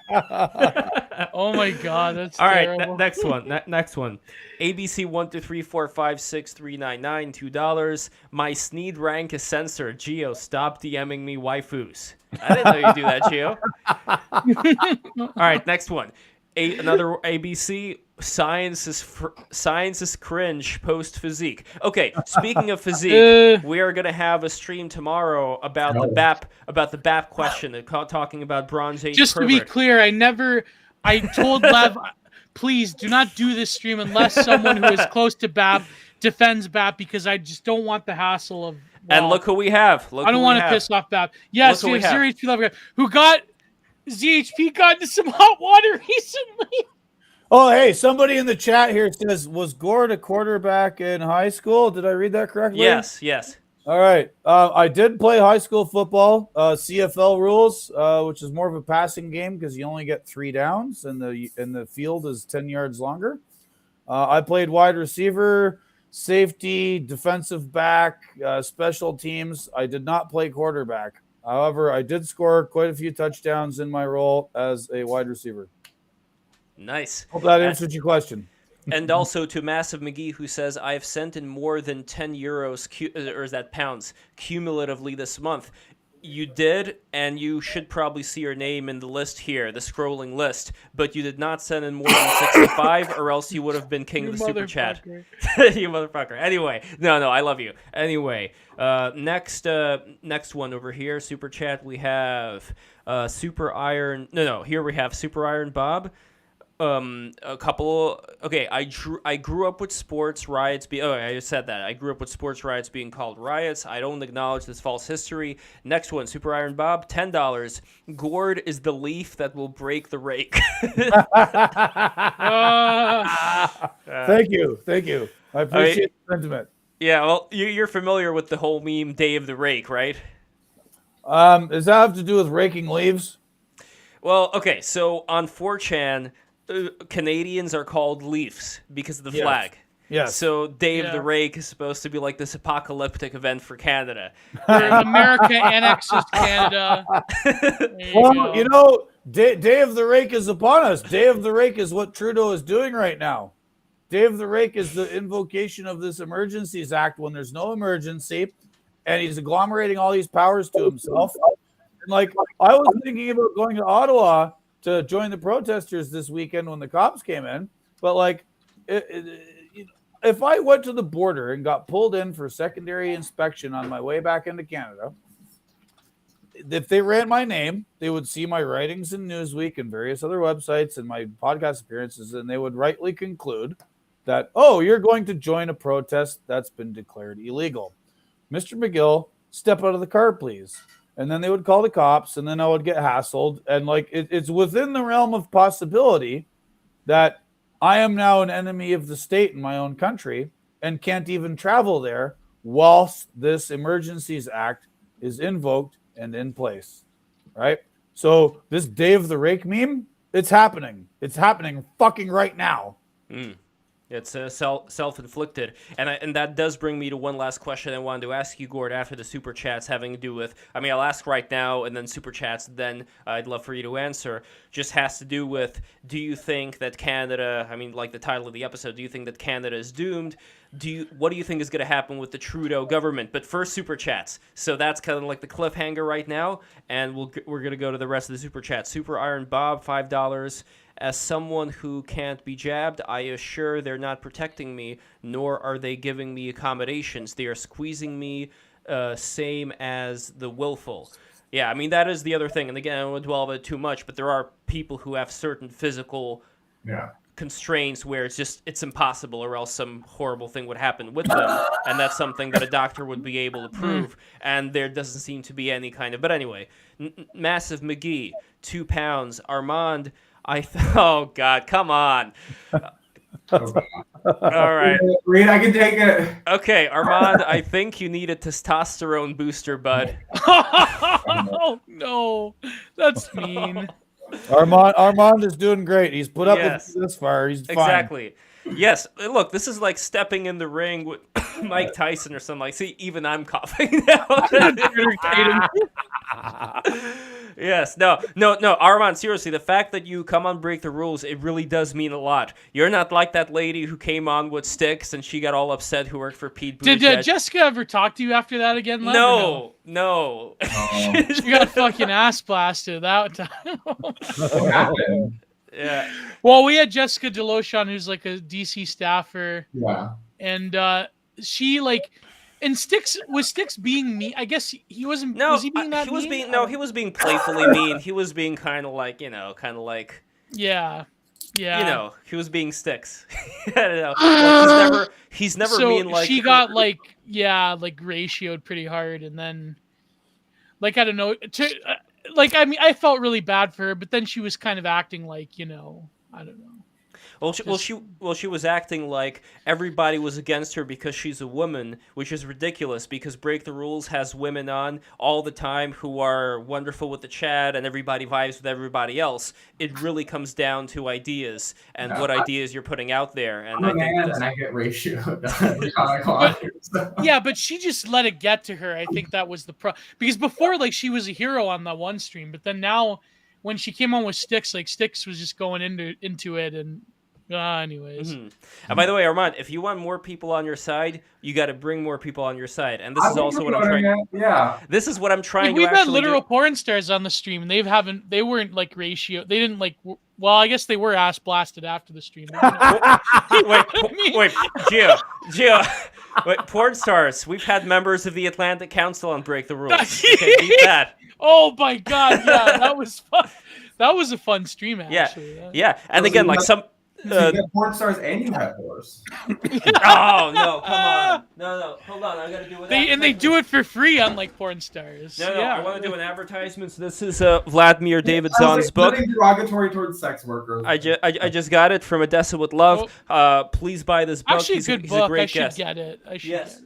He's a great guest, and again, he was Janet. No, he's going by. Come on, be respectful. But anyway, no. What I'm trying to say here, fellas, is that we had Vlad on, and Vlad's a wonderful dude, and some people agreed with him, some people didn't agree with him, but that's what happens. It is a battle of ideas, and this is the nature of the beast. By the way, this is the open sending ocean. Power and strength to Putler. Heil Putler, Heiler victory for greater right. Russia. Not this Donbass bullshit. Greater Russia. Heil Putler. Let me tell you the reality of the situation, Gio. Heiler victory. Let me tell you the reality of the situation, bud. Let me give it to you straight, buddy. Okay, here's what's going on. Okay, Putin fucked up. Because he's taking the one part of Ukraine, and this is the dirty little secret that Ukrainians don't want to talk about, but I'm going to say it. The dirty little secret is that there are certain parts of Ukraine that the Ukrainians wish somebody would take from them, because this is the part that always conflicts in their votes to get into NATO. As soon as those parts are gotten rid of, I'm talking about like Donetsk, Luhansk, like those areas, which are run by a bunch of warlords anyway, as soon as those areas are taken, all the problems of Ukraine are going to be over. They're not going to have the vote overriding when it comes to joining NATO, and so on and so forth. If you look at the faces of the generals right now that are around Putin, they're scared shitless because there is no winning here. If he goes into these areas, all their bank accounts are going to be taken. I mean, that's the one thing about like the big government overreach that I do like, the fact that you can actually take these big bank accounts away from the Russian oligarchs in case they invade a country. But anyway, that being said, this is not a Russia stream today. So moving on to the final super chats. So here we go. Super Iron Bob, $5. Armand is citing poison data that considers people whose status cannot be determined as in one camp inappropriately. So there we go. ABC, the human element, that's $2. The human element, anti-Gnosticism. Super Iron Bob.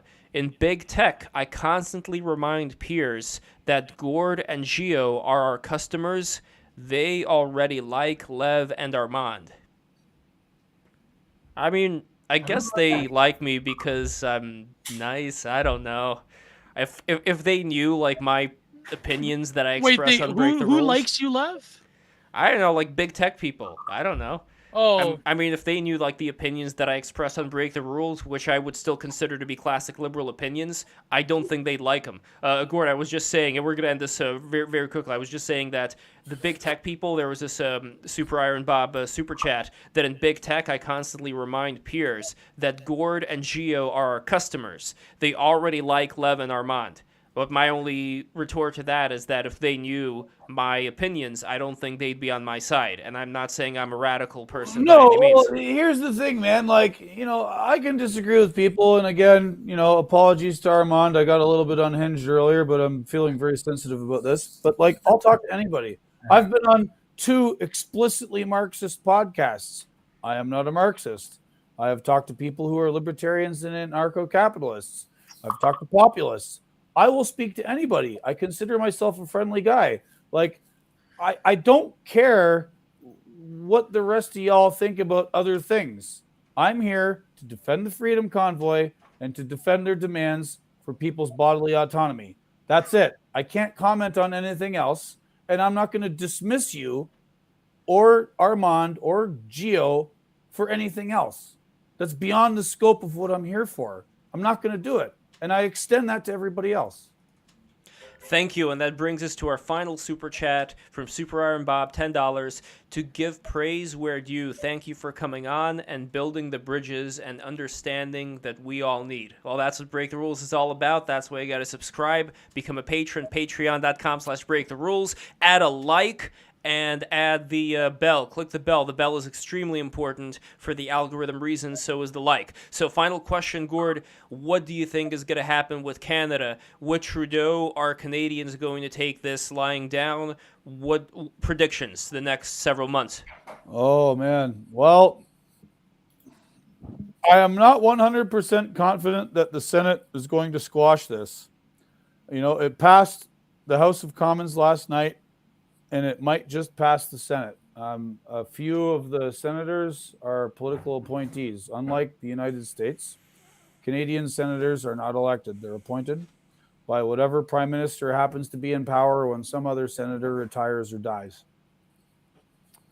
I watched some of the Senate debate today on CPAC, and some of the rhetoric coming from some of the senators indicates to me that they're completely missing the point, and they are captured by the same narrative being pushed by the media and having been pushed by those members of the House of Commons, which is inclusive of a whole lot of lies and misinformation. If they do pass this and Trudeau gets his full 30 days of Emergencies Act, we're kind of fucked. And I have spoke with legal counsel in Canada. Some friends of mine are lawyers. And this is going to be litigated until forever. There's going to be inquests and councils and lawsuits and charter challenges. Like, Trudeau's basically given hundreds, if not thousands, of lawyers a career for the next decade because of his actions. And the problem with that is it'll be great to see some accountability, but it will be too late. The damage will have been done. Like the damage he's already done to the banking system. Like, who's going to ever want to do business in Canada when this fucking imp can just say, well, I'm just going to send the cops after whoever's doing business with you, at my discretion. Like, this is dictator level stuff that people haven't considered, and I don't believe that our representatives have considered, either in the House or the Senate. So, I mean, my prediction is that we're in deep trouble, and the trouble is going to go on for a while, and the lawyers are going to be litigating this ad nauseum for many years. That's my prediction. And do you think that there's something that may happen in Canada, but in general in any place where the draconian laws get passed, that at a certain point people would have enough if there is no recourse? Do you think that society, like, to put it, no, not fed posting, but society is going to get to the point where life is going to be a lot harder? So something a friend of mine said to me today, and something some other people have also said, is that when dissent has been criminalized, when the entire media apparatus and the government apparatus has lied and smeared us as much as they have, and these people get backed into a corner and get left with no other choice, expect fireworks. I'm not saying that it's good. I'm not saying that it's going to happen, but like, just look around. It might get spicier. And this is what Break the Rules in its own way is trying to prevent from happening in all various facets by having people speak to each other. So we will continue that. And Gordon, thank you so much. Armand, thank you so much. Of course, Gio, thank you so much. We got to play the Fez game at a certain point. You got to put something under that Fez so that you could take it, so that people can guess what it is, and whoever gets the closest wins a prize. But anyway, I have some underneath right now. Oh shit! It's my tagging marker. No, I don't do that anymore, though. I don't do that anymore. All right. Well, anyway, this is the end of the stream. I appreciate everybody for listening. Once again, add a like, subscribe. Please subscribe right now. Add the bell. Click the bell as always. Patreon.com/breaktherules. By the way, Gord, are you into woodworking, carpentry, things of that nature? I've dabbled in carpentry, yes. Well, my father, he is a very incredible woodsman. Oh, that's a weird way of saying it. He creates these very beautiful wooden magnets over here. I mean, he does a lot of great stuff, but you can see on the screen right over here. Yeah, I see that. These magnets, maple, mahogany, ashwood, cherry, maple. So these could be yours when you become a $20 patron. These are very beautiful magnets. I'm going to put them on the screen for you guys to see. Here they are. Paying the bills, buddy. Paying the bills. Yes, look how beautiful that is. For $5, you're going to get the MP3s of the episodes after they come out. We are going to have, by the way, next, not this coming Monday, but next coming Monday, we are going to have a very interesting stream. And this is going to be with this gentleman named Emmanuel Charles McCarthy, who preaches the non-violence gospel. So, Gio, have you heard of this gentleman? It sounds vaguely familiar. I have to look him up, but I think I've heard of him before. So I'm just going to post a video real quick over here for you guys to look at. And this is going to be for not this Monday once again, but for the following Monday, patrons only. So finally, we are going to have a Patreon-only stream coming up. You are not going to be able to see this anywhere else. And for $50, you are going to get a very beautiful magnet from, $30, you're going to get a beautiful print from Giovanni Pennacchietti. And you did a truck print as well, right, Gio? I mean, that's not the one that wood people engraving, are getting. Yeah, wood engraving. Mm-hmm. So be sure to get that, and you are not going to regret it. And $50 patrons are going to get a very beautiful. Either if you're a fan of Sticks, Hex, and Hammer 666, you're going to get a beautiful Dragon Sticks magnet, or you can get a custom wooden magnet of whatever design you want, plus a Warhammer 40k figure courtesy of Jules P. Hamilton, plus you are going to get another painting from Gio, and you are going to get our eternal love. So thank you very much for watching. I am ending this right now. Really appreciate everybody being here. Mwah! Good night, everybody. Thanks so much for having me.